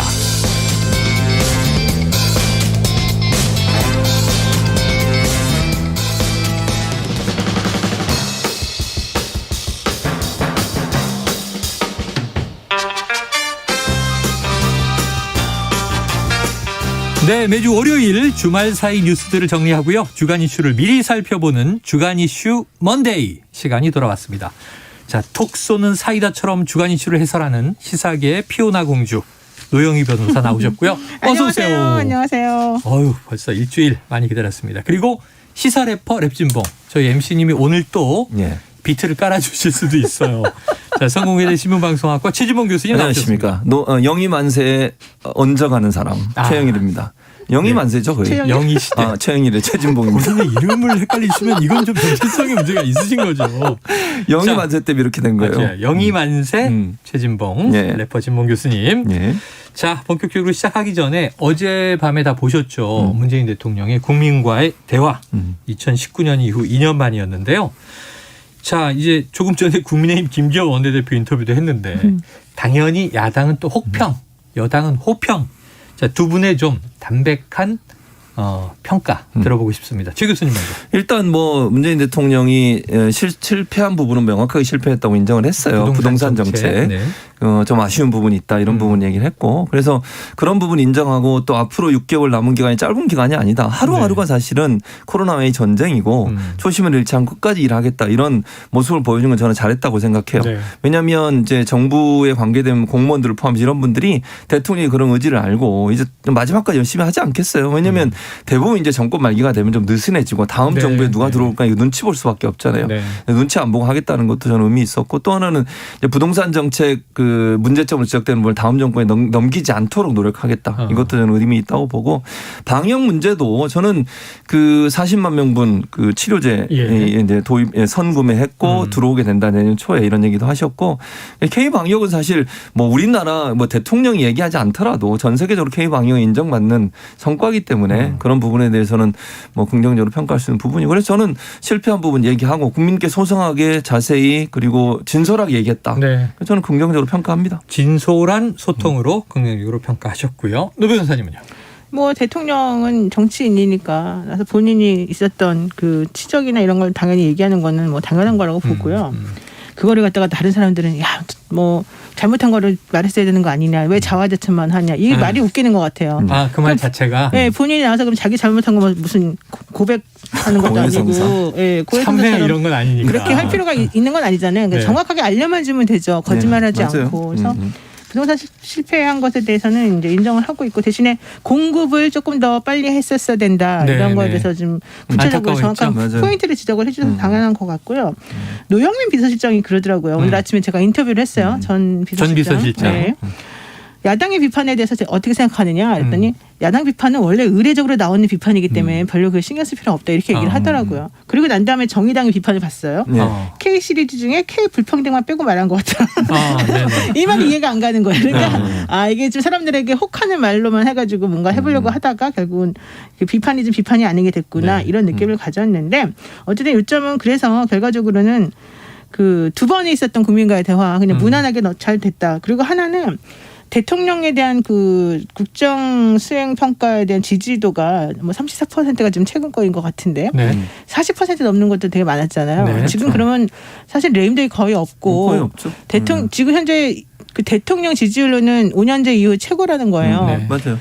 그렇게 따져 본다면은 사실은 실패했다, 뭐 잘못했다라고 자꾸 야당에서 지적하는 그 부분이 사실은 그렇게까지 크게 부각될 만한 건 아닐 수도 있다. 이런 생각을 좀 했습니다. 그래요. 그래서 이제 청와대나 여권에서는 야당의 혹평은 의례적인 것이다. 그렇게 하지 않느냐. 또 정치적 입장이 이렇게 짜여져 있죠. 공격하는 쪽이니까 정권을 되찾아오겠다고 지금 대선전이 벌어지고 있는데요. 그렇죠. 뭐 노영민 전 실장 얘기해 주셨지만 또 임종석 전 실장 초대 비서실장도 대통령이 이렇게 열심히 하는데 왜 비판만 하느냐 또 안타까워하기도 했어요. 언론과의 이런 협조가 잘 안 되는 부분들에 대해서도 조금 뼈아프게 생각하시더라고요. 자, 한편 국민의힘에서는 이 자화자찬에 빠진 돈키호테다. 그러니까 이제 자기 생각에 빠져 있다 이런 이제 비판을 한 것 같고요. 정의당 아까 말씀하셨는데 이 K 시리즈 중에 K 불평등만 빼고 원래 이게 좋지 않은 거에는 K를 안 붙이죠. 그게 좋은 것만 붙이죠. 자, 그런데 이것도 이제 새로운 말을 만들어내려고 했는데 노 변호사님은 납득이 잘 되지 않았다. 그래도 이 임기 말 6개월 사실 청와대는 항상 국민 통합을 해야 되는 곳이니까요. 진보 보수 여야 싸우더라도 야당의 비판 중에 혹시 수용할 부분이 있다면 어떤 게 있을까요? 저는 그러니까 이 K 불평등이란 말은 동의하지 않고요. 네네. 정의당에서 얘기했던 말은. 왜냐하면 사실은 불평등한 구조를 평등한 구조로 만들려다 보니까 기득권 세력한테 도리어 비판을 받았다고 저는 생각해요. 뭐 종부세 문제도 그렇고 부동산 뭐 많이 갖고 있는 분들한테 이런 부분들을 좀 압박하고 이런 부분들이 불편하게 느껴질 수 있겠죠. 그런 점에서 본다면 뭐 기득권 세력 소위 이제 우리 사회 주도층이라고 하는 분들 기득권들의 어떤 원성을 삼 부분은 인정하지만 불평등을 만들어냈다고 저는 보지 않고 그건 평등을 만들기 위한 하나의 단계였다고 저는 봐요. 그리고 일자리 문제도 그래. 뭐 어제 대통령도 그런 얘기 하셨지만 사실은 코로나19 전보다 일자리 99.9% 다시 회복됐다고 얘기했어요. 그리고 좋은 일자리 만들려고 하다 보니까 단기적으로 뭐 예를 들면 계약직이나 이런 부분이 좀 줄어든 부분이 분명히 있었어요. 근데 그것도 그 부정적으로만 볼 거냐. 물론 이제 당장 일자리를 뭐 24시간 일하는 일자리들이 없어진 부분에 대해서는 뭐 불만이 가질 수 있지만 장기적 관점에서 온 좋은 일자리를 만들어내기 하나의 단계라고 보는 것이고요. 그래서 뭐 야당에서 비판하는 걸 들을 부분은 부동산 정책이요. 저는 그렇게 생각해요. 그러니까 부동산 정책에 있어서는 현 정부가 어쨌든 그거는 뭐 비판을 피할 수 없다고 저는 생각합니다. 야당도 뭐 그렇게 주장하고 있지만 여러 가지 상황적으로 그렇게 할 수밖에 없었다는 상황도 인정하지만 그럼에도 불구하고 부동산 정책이 실패한 부분은 뼈 아프게 들어야 돼요. 저는 그렇게 보고 그리고 20대 남성들의 어떤 비판의 목소리 이런 부분도 물론 특정 뭐 어떤 성별을 저는 얘기하고 싶지 않아요. 그런 젊은 층이 어떤 사회적으로 소외감을 느끼는 부분에 대해서 또 적극적으로 반응하지 못한 부분에 대해서는 좀 귀담아 들을 필요가 있지 않나 이런 생각이 듭니다. 네, 야당의 이제 비판도 일부 귀담아 들 필요가 있다. 노 변호사님 혹시 뭐 짚을 점 있으세요? 저는 뭐 부동산 문제 이런 거 당연히 이제 누구나 다 공감하는 부분이니까 그 부분은 뭐 더 얘기할 건 없는데요. 다만 이제 이런 건 있는 것 같아요. 아무래도 지금 뭐 종부세 1.7%만 내는데 왜 자꾸 뭐라 그러느냐 그러는데 사실 그렇게 말하면 섭섭해요. 왜냐하면 1.7%의 그 국민들 그분은 국민들이 아닙니까? 국민들이 사실은 대한민국의 수많은 경제적인 부분을 많이 본인들이 기여를 하고 있는 거잖아요. 그러면 그분들한테도 계속해서 뭐라고만 하고 부담만 주고 그럴 건 아니라고 봐요. 그러니까 A라고 하는 층에 대해서만 옳은 정책을 계속해서 펼쳐나가는 거 그러면서 B라고 하는 층을 배격하고 배척하는 거 저는 그런 식의 태도는 좋지 않다고 봐요. 물론 대통령이 그랬다는 건 아닌데 결과적으로는 그런 모양새가 좀 됐잖아요. 그래서 그런 식으로 마치 국민을 갈라치게 하는 정권인 것처럼 보여지는 그런 부분 그런 부분들에 대해서는 좀 조심해야 될 것 같아요. 그래요. 일리가 있습니다. 왜냐하면 민주당에서 이 전 국민 재난지원금 100% 주자 그랬는데 정부 입장 때문에 88%만 주게 됐을 때는 12% 국민 아니냐 그랬거든요. 그런데 종부세에 대해서는 또 저항이 있으니까 1.7%밖에 안 내는데 무슨 폭탄이냐 이러면 그 1.7%는 섭섭할 수 그 1.7%가 왜 기분 나빠하냐면 예를 들면은 지금 집값이 올랐어요. 그러면은 집값 올라갔으니까 그 정도 세금 내도 된다고 사람들이 말하잖아요. 그러면 집값 오른 거가 사람들에게는 현실화가 돼야 돼요. 근데 그래서 만약에 이걸 팔려고 해봐요. 안 팔려요. 게다가 양도세가 지금 엄청나요. 그러니까 현실적으로 본인들은 아무런 수익을 가져갈 수가 없는 구조가 되는데 계속해서 가지고 있으라고 하면서 보유세만 계속 내라고 하는 꼴이 되는 거예요. 그러니까 정책을 펼칠 때는 여러 가지 점을 좀 고려를 했으면 좋겠어요. 알겠습니다. 자, 몸풀기인데 두 분 벌써 의견이 많으십니다. 자, 어제 국민과의 대화 관련해서 몸을 풀었고요. 자, 오늘 여론조사로 이슈를 시작해 보려고 해요. 일부에서 잠깐 짚긴 했어요. 이 오전에 눈여겨볼 여론조사가 나왔는데 한국사회여론연구소 KSY TBS 의뢰로 주마다 나오는 겁니다. 차기 대선 후보 지지도를 조사하니 윤석열 후보 40.0%, 이재명 후보 39.5%, 불과 0.5%포인트 차이라 초접전, 박빙, 오차범위 내에 있습니다. 자, 뭐 이거 아까 일부에 읽어드리긴 했는데 이 전국 만 18세 이상 성인 남녀 107명 대상 이 11월 19일에서 20일 이틀간 진행이 됐고요. 중앙선관위 제공 안심번호 무선 ARS 100%, 응답률은 7.9%입니다. 자세한 내용은 중앙선거여론조사 심의위원회나 한국사회여론연구소 홈페이지에서 확인하시면 되는데 지난주에 비해서 이재명 후보가 7.1%포인트가 올랐고 윤석열 후보는 5.6%포인트 하락했습니다. 최 교수님, 이 결과 분석해 주시죠. 일단 저는 이재명 후보하고 민주당이 변하려고 지금 시도를 하고 있잖아요. 그러니까 이게 저는 대비된다고 봐요. 무슨 말이냐면 윤석열 후보 측의 선대위 구성 뭐 오늘 조금씩 마무리돼가고 있는 것 같긴 합니다만 계속 충돌이 일어나고 있잖아요. 김종인 전 비대위원장, 이준석 대표. 오늘 아침에 또 좀 얘기가 달라졌어요. 얘기가 달라졌어요. 그러니까 그런 부분들 때문에 그리고 올드보이의 귀환이라고 할 만큼 예전에 정치권에 있다가 여기저기 다닌 분들이 또 다시 들어와요. 이런 부분이 국민들 볼 때는 신선함이 떨어지는 거거든요. 그러니까 반문, 비문, 연합체 이거 가지고는 국민들의 마음을 얻을 수 없다고 생각해요. 저는 그래서 사실은 정권 심판론의 전체 큰 흐름 속에서 윤석열 후보보다는 국민의힘에 대한 기대감이 좀 있었고 그것이 윤석열 후보의 지지로 반영이 되면서 지난주에 그렇게 높았는데 국민의힘이 하는 행동을 보니까 국민들이 볼 때는 이건 신선함 전혀 없고 예전 사람으로 돌아가고 예전에 당으로 돌아가는 거 아니냐 이런 비판이 커질 수밖에 없어요. 그리고 서로 지금 알력 다툼이잖아요, 결국은. 그 모습이 국민들 볼 때는 별로 좋게 안 보여요.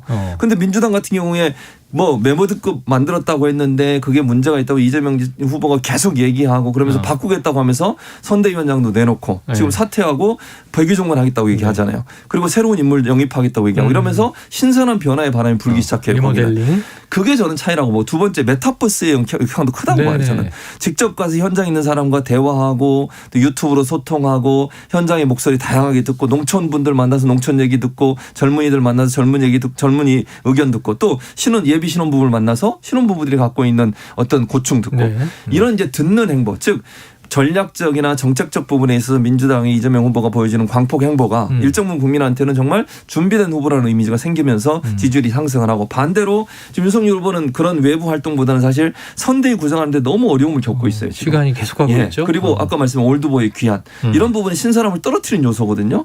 기대감이 어느 정도 실망감으로 바뀌면서 지지율이 떨어지는 그래서 지금 이제 박빙으로 가는 상황이라고 보는데 이런 상황으로 계속 가면 나중에는 이게 반대가 될 수도 있는 상황이 될 수도 있어요. 국민의힘이 정신 똑바로 차리고 지금의 이 국면을 잘 넘겨야 된다. 저는 그렇게 봅니다. 국면을 잘 넘겨야 된다. 자, 노 변호사님 한 가지 궁금한 게 최 교수님 말씀 듣다가 윤석열 후보가 이제 소위 말하면 신상이잖아요. 신상. 2월 상품이 아니라 신선하잖아요. 신선도가 높고. 별로 동의 안 하는 것 같은데. 근데 부족함과 미흡함이 있는 거를 국민들이 알아요. 그럼 강점을 계속 좀 부각하면 좋은데 주변에 김한길, 김종인, 김병준 이렇게 자꾸 그 아까 말씀하신 과거 세력을 끌어모으는 이유는 뭘까요? 아니 과거 세력을 모으는 거는 본인의 현재 지금 지지 기반이 조금 약하다는 반증이 될 수 있겠죠. 근데 저는 그거보다도 후보 본인이 사실은 리스크가 정말 크다고 봐요. 아, 본인의 지금 리스크가 뭐 크다. 본부장 리스크라고 우리가 보통 요약을 하지 않습니까? 근데 부인 리스크가 있으면은 그러한 리스크를 가진 사람에 대해서 본인이 어떤 가치를 가지고서 정확하게 입장 표명을 하는 게 필요한데 그런 게 전혀 없잖아요. 게다가 그 부인이 가지고 있는 현재 리스크는 엄청 국가에서 매우 정말 중요하게 생각하는 그런 종류의 리스크예요. 범죄잖아요. 예를 들면 지금 의혹이 나오는 게. 예. 그렇다라고 한다면은 게다가 지금 그 법무부 장관은 그렇게 가족들이 비리가 있으면 안 된다고 그러면서 그렇게 탈탈탈 털었는데 본인은 대통령이 되겠다는 사람이 왜 여기에 대해서 아무런 언급이 없어요? 그 자체가 국민들에게 매우 실망을 주는 거잖아요. 그러면 그런 것들 그다음에 장모 얘기 이런 여러 가지 것들이 사실은 이 본인이 그동안 해왔던 말이 다 사실은 사상 누각에 불과한 거짓말이었다는 걸 알게끔 만드는 요소가 되는 거예요. 또 하나는 지금 계속해서 고발 사주, 물론 공수처가 이번에 수사하면서 윤석열 후보에 대해서는 불기소 방침을 밝히고 있다고 합니다. 그렇지만 그게 더 나쁜 거죠. 왜냐하면 본인하고 연결고리가 끊어져서 사실은 이게 지금 드러나지가 않은 것뿐이지 본인이 검찰에 있을 때 엄청나게 권력이 사유가 됐다라고 하는 걸 지금 반증하는 오히려 지금 결과인데 그럼 여기에 대해서도 본인은 아무런 말을 안 하고 있잖아요. 그냥 오로지 그냥 탄압이다라고만 주장하잖아요. 정치 공작이다. 네, 그런데 오늘 그 대장동 의혹 관련해서 나와 있는 수많은 그 얘기들을 들어보니까 저축은행 사건이 있었을 때도 2010년도 11년도에 사실은 그 부실 대출이 얼마나 큰 문제가 있는지를 삼정회계법인이라는 데서 정확히 표시를 해놨다는 거예요. 근데 본인이 중수이과장으로 있을 때 그걸 건드리지 않았다는 거. 그다음에 본인이 뭐 박영수 특검하고 관계를 고려했을지 모르겠지만 박영수 검사가 맡았던 그러니까 변호사가 맡았던 사건을 전부 다 빼줬다는 거. 뭐 이런 여러 가지 것들이 지금 드러나고 있어요. 그렇다면 이분은 권력이라고 하는 것을 자기가 좋아하는 측근이나 자기가 생각하는 사람들을 위해서만 쓰는 사람인가? 라는 의심을 품게 되잖아요. 그리고 본인과 관련되어 있는 본인 측근에 있는 사람들이 아무리 잘못을 저질러도 그 사람들을 자기는 뭔가 옹호해주고 비호해주는 역할을 하기 위해서 이런 권력을 필요로 하는 사람인가? 라는 생각을 하게 되잖아요. 이게 저는 가장 나쁘다고 보거든요. 그러면 한 나라의 대통령은 모든 권력이 집중되어 있다고 하잖아요. 그러면 그런 권력이 집중되어 있는 상황에서 저 사람이 앞으로 어떠한 대통령이 될 것인가를 국민들이 바라보는 이 상황에서 그냥 저 사람은 정치에 들어온 지 얼마 안 됐으니까 잘할 거야. 입으로 공정을 외치니까 잘할 거야. 라고만 볼 수 있게 되는 거예요. 전혀 안 그렇다는 거죠. 그래서 저는 이 퍼센테이지 앞으로 계속 달라질 거라고 봅니다. 리스크가 반영이 돼서 떨어지는 것이다. 라는 좀 날카로운 얘기를 노영희 변호사님이 지목을 해 주셨어요. 지켜보도록 할 문제입니다. 후보 본인의 리스크가 크다. 그걸 보완하기 위해서 주변에 세력화를 계속 강화하는 것이다. 이렇게도 읽히고요. 자, 이 지지율 추이는 계속 뭐 엎치락뒤치락. 앞으로 이제 3개월여 남았습니다. 이제 본 게임으로 들어간다. 뭐 선대위까지 이번 주에 야당이 완료되면 그럼 여론조사 추이를 앞으로 한번 이 두 분이 워낙 뭐 정치 분석에 해안이 있으신 분들이니까 전망. 좋게 보면 전망. 네.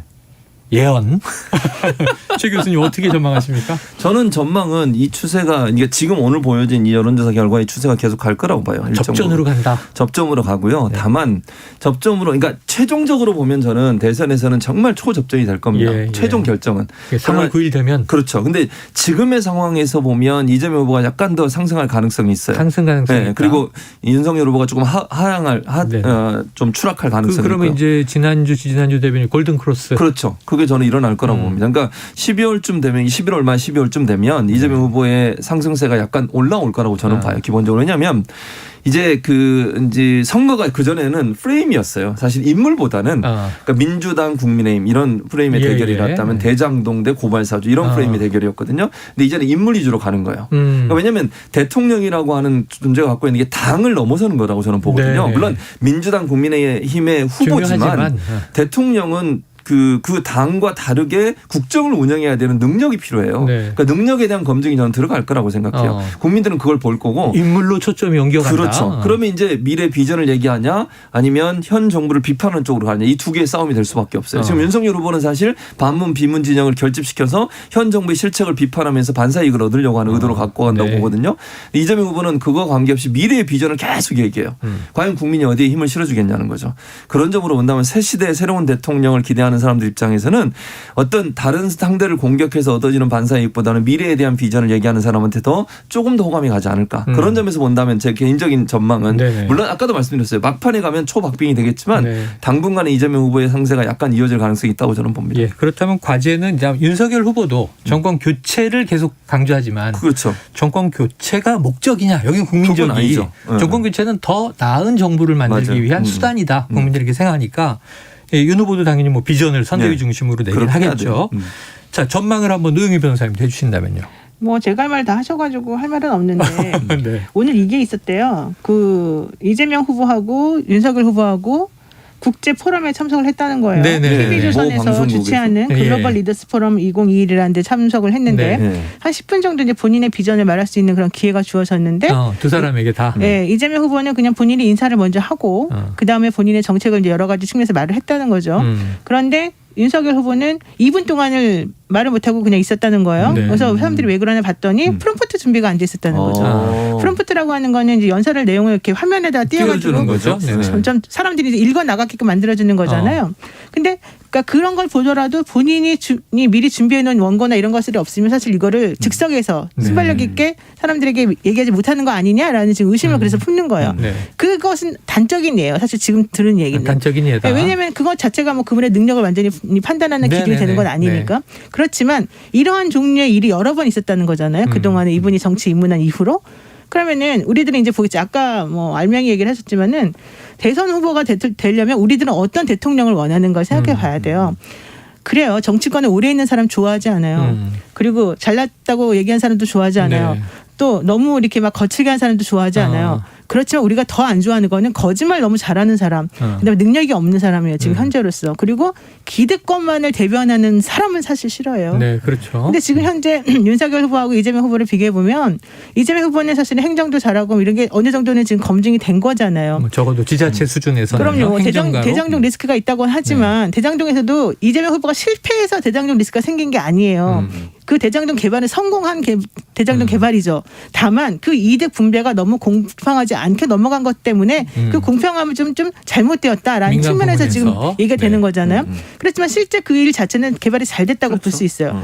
그렇지만 윤석열 후보는 그동안 무엇을 해놓았는가라는 측면에서 봤을 때는 아직까지는 검증된 게 없다는 거예요. 그러면 정치적인 문제라든가 경제적인 문제라든가 미래의 비전을 제시하는 문제라든가 순발력 있게 대통령이 국민에게 뭔가 안정감을 준다든가 이런 측면에서 하나라도 지금 포인트를 따야 되는데 그런 포인트를 따기가 지금 어렵지 않을까라는 생각이 든단 말이에요. 그러면 아까 말씀하셨지만 오로지 현 정부를 까는 것만 가지고서 사람들 앞에 우뚝 설 수는 없는 거잖아요. 그래서 저는 지금부터 한 내년 1월까지는 사실은 이재명 후보보다 윤석열 후보가 더 우세하게 나올 거예요.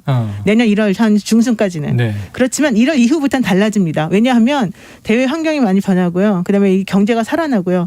국민들이 체감을 할 수밖에 없어요. 그렇게 되면 그동안 문재인 정부가 해왔던 가려져 있던 여러 가지 업적들이 내 밝혀지면서 그거 플러스 문재인 정부가 실패했던 것에 대한 이재명 후보의 비전이 나올 겁니다. 그렇게 되면 국민들은 올바른 선택을 할 거예요. 그때 가서 분명히. 자, 두 분의 전망은 이재명 후보가 지금 좀 이제 고전을 하고 있지만 좀 올라갈 가능성이 있다. 윤석열 후보는 지금 이제 우위를 점하고 있지만 뭐 연말이든 내년 1월이든 대선 전에 좀 이제 하락할 가능성이 있다. 후보 본인의 이제 리스크다. 능력 검증이 필요하다. 이런 얘기들입니다. 이걸 뭐 지금 양쪽 선대위가 다 참조해야 되겠죠. 그렇죠. 윤석열 후보도 약점을 보완하고 또 이재명 후보도 왜 지금까지 박스권에 갇혀 있었는가. 이제 탈출할 것인가. 이게 지금 관건이에요. 자, 야권으로 가보겠습니다. 야당. 왜냐하면 지금 선대위 구성이 아직 마무리가 안 돼서 주말에 되는구나 그랬어요. 그러면 이제 윤석열 후보 가치가 좀 높아질 뻔했어요. 이 입장이 다른 거물들을 결국 윤석열 후보의 의지로 다 묶어내는구나. 지난주는 윤석열, 김종인, 이준석 요 3파전이었다면 주 후반에 3김 시대가 돼버렸어요. 김종인, 김병준, 김한길. 그렇죠. 요거 윤석열 후보가 묶어낸 줄 알았는데 오늘 약간 다르죠. 김종인 이제 전 위원장이 2, 3일에 말미를 달라. 그럼 이게 내일이나 모레 어떻게 될 것인가? 그러니까요. 어떻게 될 것 같으세요? 사실은 그동안에 그 주말 동안 나온 얘기는 김종인 위원장, 전 위원장이 원탑. 원탑은 형식은 원탑이지만 어쨌든 윤석열 후보가 원하는 사람들을 여기에 다 받아들인 것처럼 모양새가 나왔어요. 그래서 우리가 전부 다 이제 김종인 힘 빠졌다. 난 제 생각은 그게 그래요. 힘 빠진 이제 신호로 보셨군요. 이제 이빨 빠진 호랑이구나 이런 생각을 했어요. 솔직히 저는 개인적으로는. 가담을 안 할 수는 없고. 네, 그런데 그런 말을 들으면 김종인 전 위원장이 그 자존심에 가만히 있을 것 같지는 않더라고요. 그래서 뭔가 반격을 취하지 않을까라고 혼자 생각했는데 정말 아니나 다를까 오늘 12시 30분 정도에 이제 뉴스가 단독으로 올라왔어요. 그래요? 쿠키 뉴스에서 올라왔는데 김종인 총괄선대위원장 선대위 합류 거부예요. 제목이. 합류 거부? 네. 전격 거부했다. 즉 윤석열 대선 후보가 21일 김종인, 김병준, 김한길 이 3인에 대한 인선을 공식 발표했지만 어제 했어요. 22일 윤 후보가 김 전 위원장 선대위 합류를 전격 거부했다. 윤 후보가요? 윤 후보가. 윤 제목이 후보가 이렇게 나왔어요. 거부했다. 예. 그래요? 여러분 이거 보세요. 단독이라고 되어 있고요. 쿠키뉴스라고 되어 있는데 한번 보세요. 김종인 위원장 거부가 아니라 네. 윤석열 후보가 거부했다. 네, 왜냐면요. 네. 윤 후보 측 핵심 정무 관계자는 예. 김종인 총괄 선대위원장이 윤석열 후보에게 하루 이틀 시간을 더 달라고 한 것에 대해서 네. 윤 후보가 이를 거부하고 그냥 김한길, 김병준 두 체제로만 가겠다라고 의사를 밝혔다는 거예요. 그러니까 그동안 너무 김종인 위원장에게 끌려다녔다는 게 짜증이 났던 거지. 누구 말도 안 듣는다는 거지 이제 이분은. 요 보도는 12시 반 보도라고 약 1시간 됐으니까. 12시 37분 보도고요. 네. 이거는 다른 데랑 아직 나온 게 아니니까. 그러니까 검증이 필요하니까 검증이 필요한 거예요. 참고로만 듣겠습니다. 그렇죠. 이제 그렇죠. 이게 오보로 되면은 또 다를 수 있는 거고요. 오보로 될 수도 있어요. 이 입장이 계속 항상 업체가 지락하니까 바뀌니까. 또 이게 오보가 아니었어도 또 수습이 이루어질 수도 있고 한번 이게 지켜보는 걸로 근데 이렇게는 나와 있어요. 하죠. 당대표인 이준석 대표와 김병준 전 국민의힘 비대위원 두 분을 상임 선대위원장으로 모시는 일을 올리겠다라고 했지만 결과적으로는 아닌. 그러니까 이게 조합이 어려워요. 힘들어요. 그러니까 조합이 어렵다. 어렵다. 결국은 이런 것 같아요. 지금 이제 이 기사도 물론 우리가 좀 지켜봐야 되지만 네. 그만큼 의견 일치가 안 되고 있는 갈등이 거예요. 심하다. 그건 네. 분명해요. 안 갈등이 되는 건 심한 안 되는 건 것에. 당연한 거고 여기서 핵심은 그게 아니에요. 네. 윤석열 후보는 자기 마음대로 간다는 거예요. 그렇죠. 누구 그건 말도 안 맞아. 듣는다는 거예요. 김정인 전 위원장도 윤석열 후보를 컨트롤할 수가 없다는 없다. 거예요. 이게 바로 핵심 포인트. 그러니까 정권을 줄 수가 없는 상황이다. 네. 윤 후보가 정권을 쥐고 갔는데 그렇죠. 결국 나는 3명을 다 담고 싶었어. 근데 한 명이 계속 비토한다면 그 사람 빼고 갈 거야. 뭐 이런 그런 느낌이네요. 거죠. 네, 그런 느낌이네요. 야, 궁금하네요. 자, 또 하나 논란이 있는 게 오늘은 오전엔 이런 얘기가 많이 거론된 게 권성동 이 사무총장으로 가기로 확정이 됐죠. 그런데 이제 유일한 인선이었죠. 윤석열 후보의 비서실장. 그랬죠. 그런데 비서실장에서 사무총장으로 네. 이제 자리를 옮기게 되니까 그러면은 이제 장제원 의원이 거론된다. 그래도 그 장제원 의원이 또 이제 김종인 전 위원장하고 갈등이 굉장히 사이가 너무 안 좋잖아요. 너무 안 좋죠. 그러니까 여러 가지가 있을 그러면 거예요. 만약에 아까 나온 보도까지를 참고로 해서 장제원 비서실장 갈까요? 그러니까 만약에 지금 노영희 변호사가 말씀하신 그 기사가 사실이고 윤석열 후보가 자기 주장을 안 굽힌다고 하면 가죠. 근데 그게 도움이 될 거냐는 거예요. 도움이 될 그건 거냐? 전혀 다른 차원의 문제예요. 그러니까 윤석열 후보가 본인의 고집대로 본인이 원하는 대로 인사를 하겠다. 그건 자기 마음이죠. 네. 그리고 그렇게 될 거예요. 아마. 그런데 그러면 갈등이 계속 남아있는 거예요. 이준석 대표도 제가 볼 때는 반대예요. 김종인 전 비대위원장 합류 안 해보세요. 밖에서 뭐라고 하기 계속 비판할 겁니다. 만약 김종인 전 비대위원장이 안 들어오신다고 가정을 해볼까요? 그러면요. 밖에서 인터뷰 계속 하실 거예요. 그러지 않겠어요? 윤석열 후보에 대해서 그러니까 그동안 있었던 얘기 계속 할 거예요. 안 품으면 네. 도움이 되는 것보다 그렇지. 밖에 뒀을 때 리스크가 되는 게 더 고민이죠. 훨씬 커요. 네. 그러니까 영향력도 크잖아. 거기다 장제원 의원은 잘하신 본인이 스스로 물러났어요. 자기 그런 아들 얘기 문제 자꾸 때문에. 해주면은 딴 데는 좋아하겠네. 아 그러면 안 되는데. 아니 그래서 제가 지금 얘기 듣다 궁금한 게 네. 그러면 윤석열 선대위에서 네. 스카우트 제의가 오면 최 저요? 교수님 갑니까? 안 갑니다. 왜 안 가요? 아니 왜 제가 거기를 저랑 안 맞습니다. 스카우트가 왜 오겠어요? 절대 그렇지. 안 오지. 오지도 않지만 오더라도 아니 안 워낙 가겠습니다. 분석을 잘 하시니까. 네, 그래서 저는 어쨌든 장제원 의원은 사실 이게 뭐 윤석열 후보 입장에서는 친하고 가깝고 측근이서 데려오고 싶지만 그게 그렇게 사사로운 감정을 하면 안 된다고 저는 생각해요. 정말 저는 개인적으로 대선에서 이 이슈가 어떻게 작용할지를 고민해야 돼요. 사람을 쓰는 것도요. 그게 메시지예요. 대선에서 그렇죠. 비서실장 누구를 쓰냐 메시지예요. 그렇죠. 국민들이 볼 때 얼마나 황당해. 20, 30대가 볼 땐 더 화가 나요. 지금 그렇지 않은 20, 30대가 홍준표 그 대표가 떨어지면서 전 네. 대표가 이제 탈락을 하면서 화가 나 있는 상태에서 장제원을 다시 비서실장 앉힌다?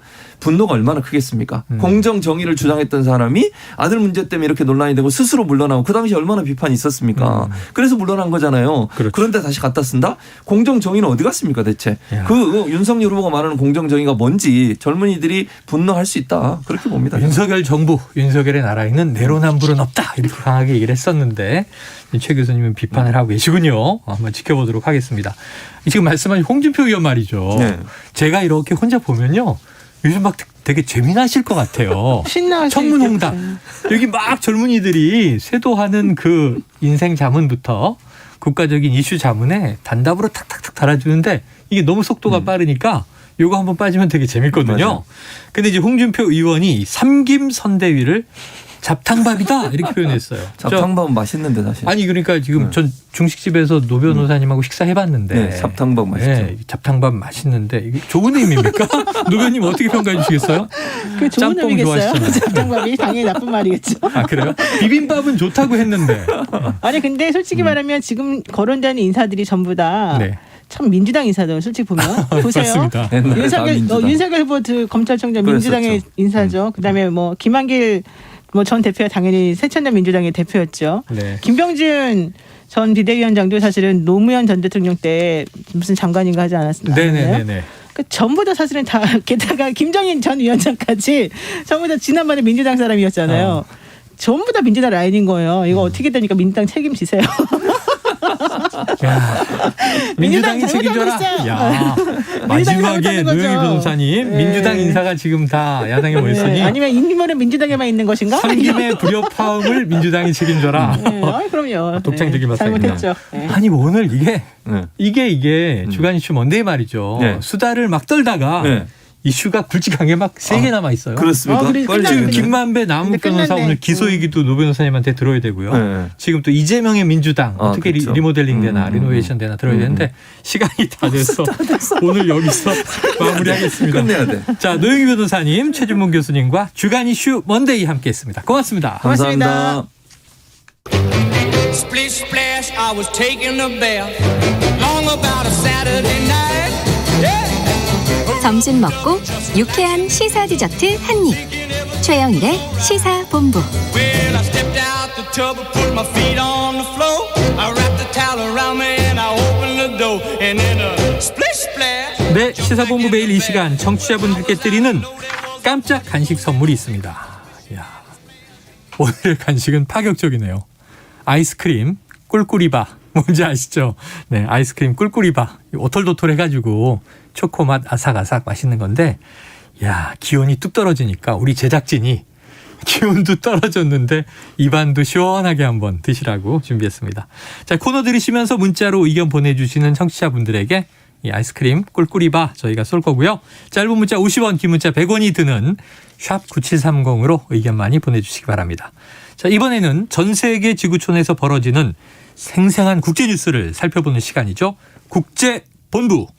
문희정 국제시사평론가 모셨습니다. 어서 오세요. 네, 안녕하세요. 자, 미국에서 인종차별에 반대하는 시위대를 향해서 총을 난사해서 2명을 살해한 10대 남성에 대해서 무죄 판결이 내려졌다. 네. 엄청난 논란이겠네요. 그렇습니다.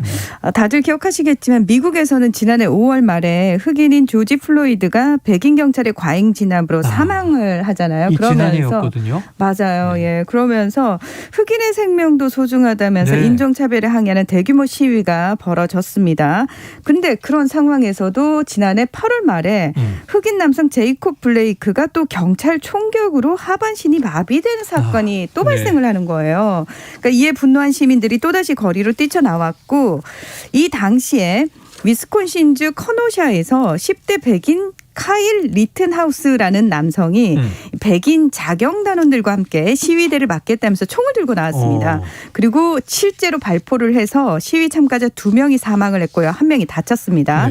그리고 이에 대한 재판이 열렸는데요. 지난 19일 커노샤 카운티 법원의 배심 원단이 이 2건의 살인과 1건의 살인 미수 등 모두 5가지 혐의로 기소된 리튼하우스에게 모든 혐의에 대해서 무죄 판결을 내렸습니다. 야, 이건 뭐 영화에서나 나올 법한 충격적인 결정인데 사망자가 2명 발생했고 아까 말씀하신 대로 이게 뭐 우발적인 심신미약도 아니고 본인이 백인 자경단원들과 합류해서 시위대를 막겠다 총을 들고 나와서 발포를 한 것 같은데. 그러니까 계획적이었죠. 그럼 왜 무죄가 선고됐는지 이해가 안 돼요. 뭡니까 내용이? 일단 리튼하우스는 체포된 직후부터 계속해서 이 총을 뺏으려는 시위대로부터 신변의 위협을 느껴서 나를 지키기 위해서 정당방위를 한 거다 이렇게 주장을 했거든요. 네. 예.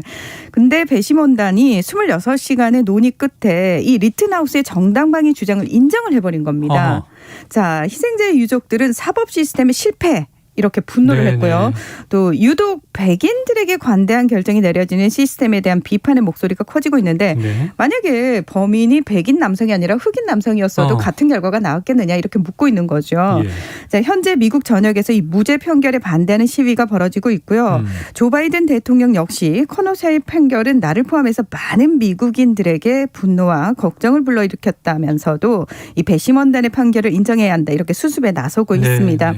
또 반면에 리튼하우스를 영웅으로 추켜 세우는 백인 우월주의자나 총기 소유 찬성론자들의 목소리도 덩달아 커지고 있는 그런 상황입니다. 그렇죠. 이게 이런 결정이 또 더 다른 나쁜 예로 파생되지 않을까 우려가 커질 수밖에 없고. 그렇습니다. 인종차별에 반대해온 분들은 상당히 또 섬뜩한 편견일 것 같은데요.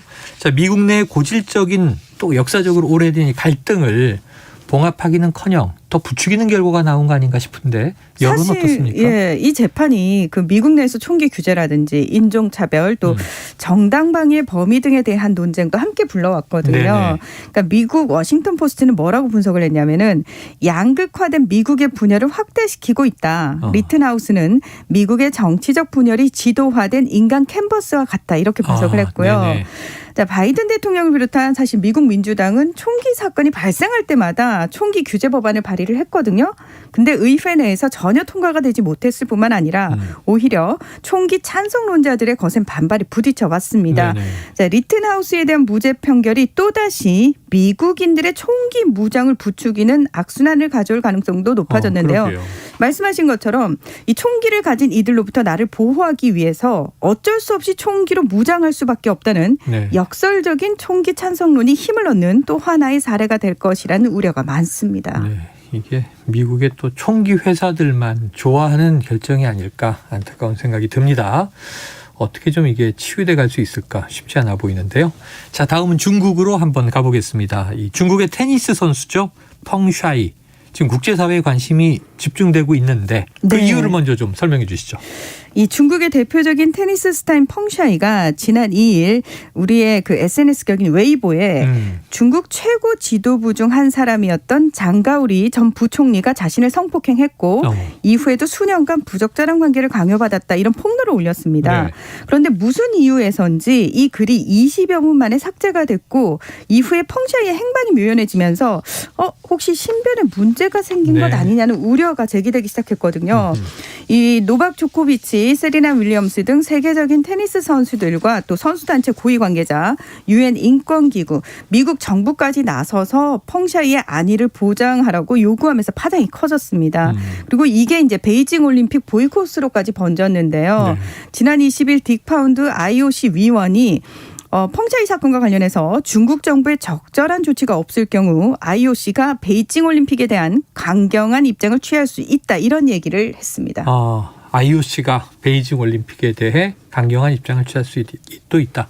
안 그래도 지금 이제 서방 세계, 미국을 비롯해서 이 내년 이 베이징 동계올림픽의 불참은 아니지만 이 외교적인 측면에서 대표단은 불참하는 그런 이제 이 행동을 할 것처럼 분위기가 흘러가다 보니까 중국이 노심초사하는데 깜짝 놀랐겠죠.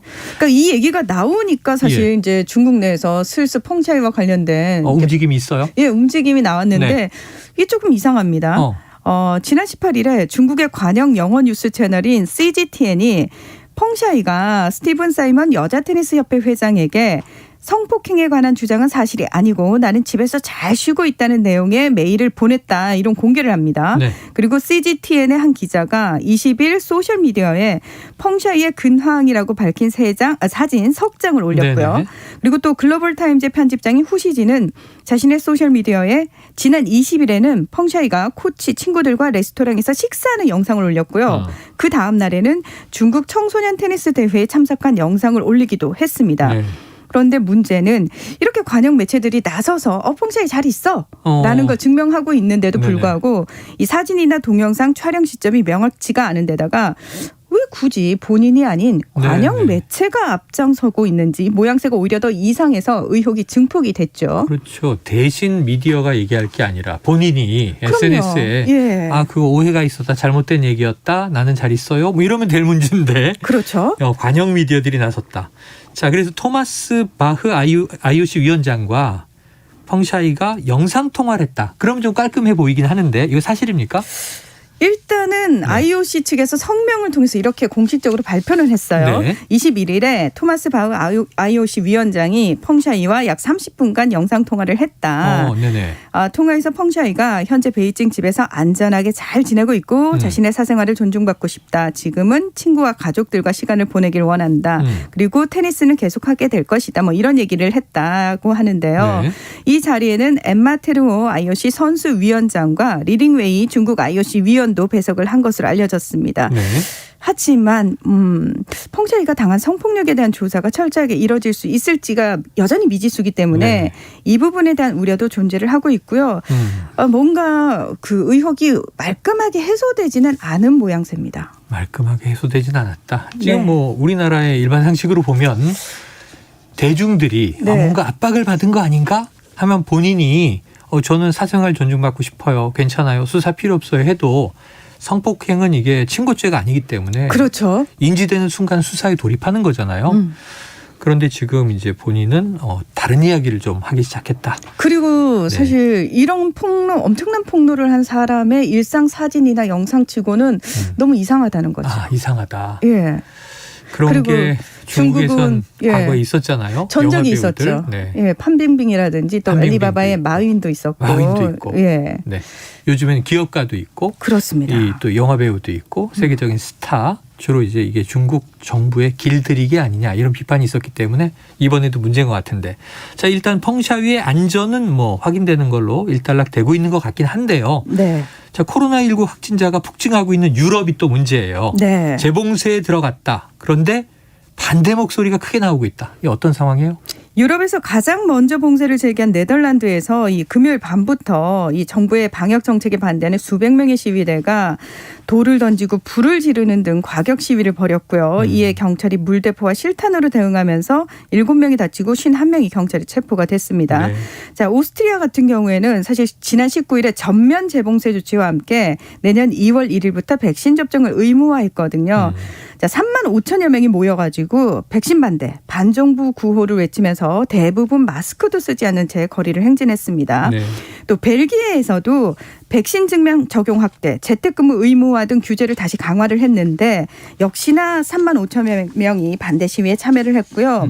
이미 몇 달간 백신 의무화에 반대하는 시위가 계속 벌어져 왔던 이탈리아와 프랑스에서도 지난 주말 백신 패스 도입에 반대하는 시위가 진행이 됐습니다. 또 스위스, 영국령 북아일랜드, 크로아티아 등에서도 수천 명이 정부의 방역 규제를 규탄하는 시위를 벌이고 있습니다. 알겠습니다. 여기까지 듣겠습니다. 오늘 고맙습니다. 네, 고맙습니다. 예, 문희정 국제시사평론가였습니다. 자, 최영일의 시사본부 오늘 준비한 내용 여기까지입니다. 1935님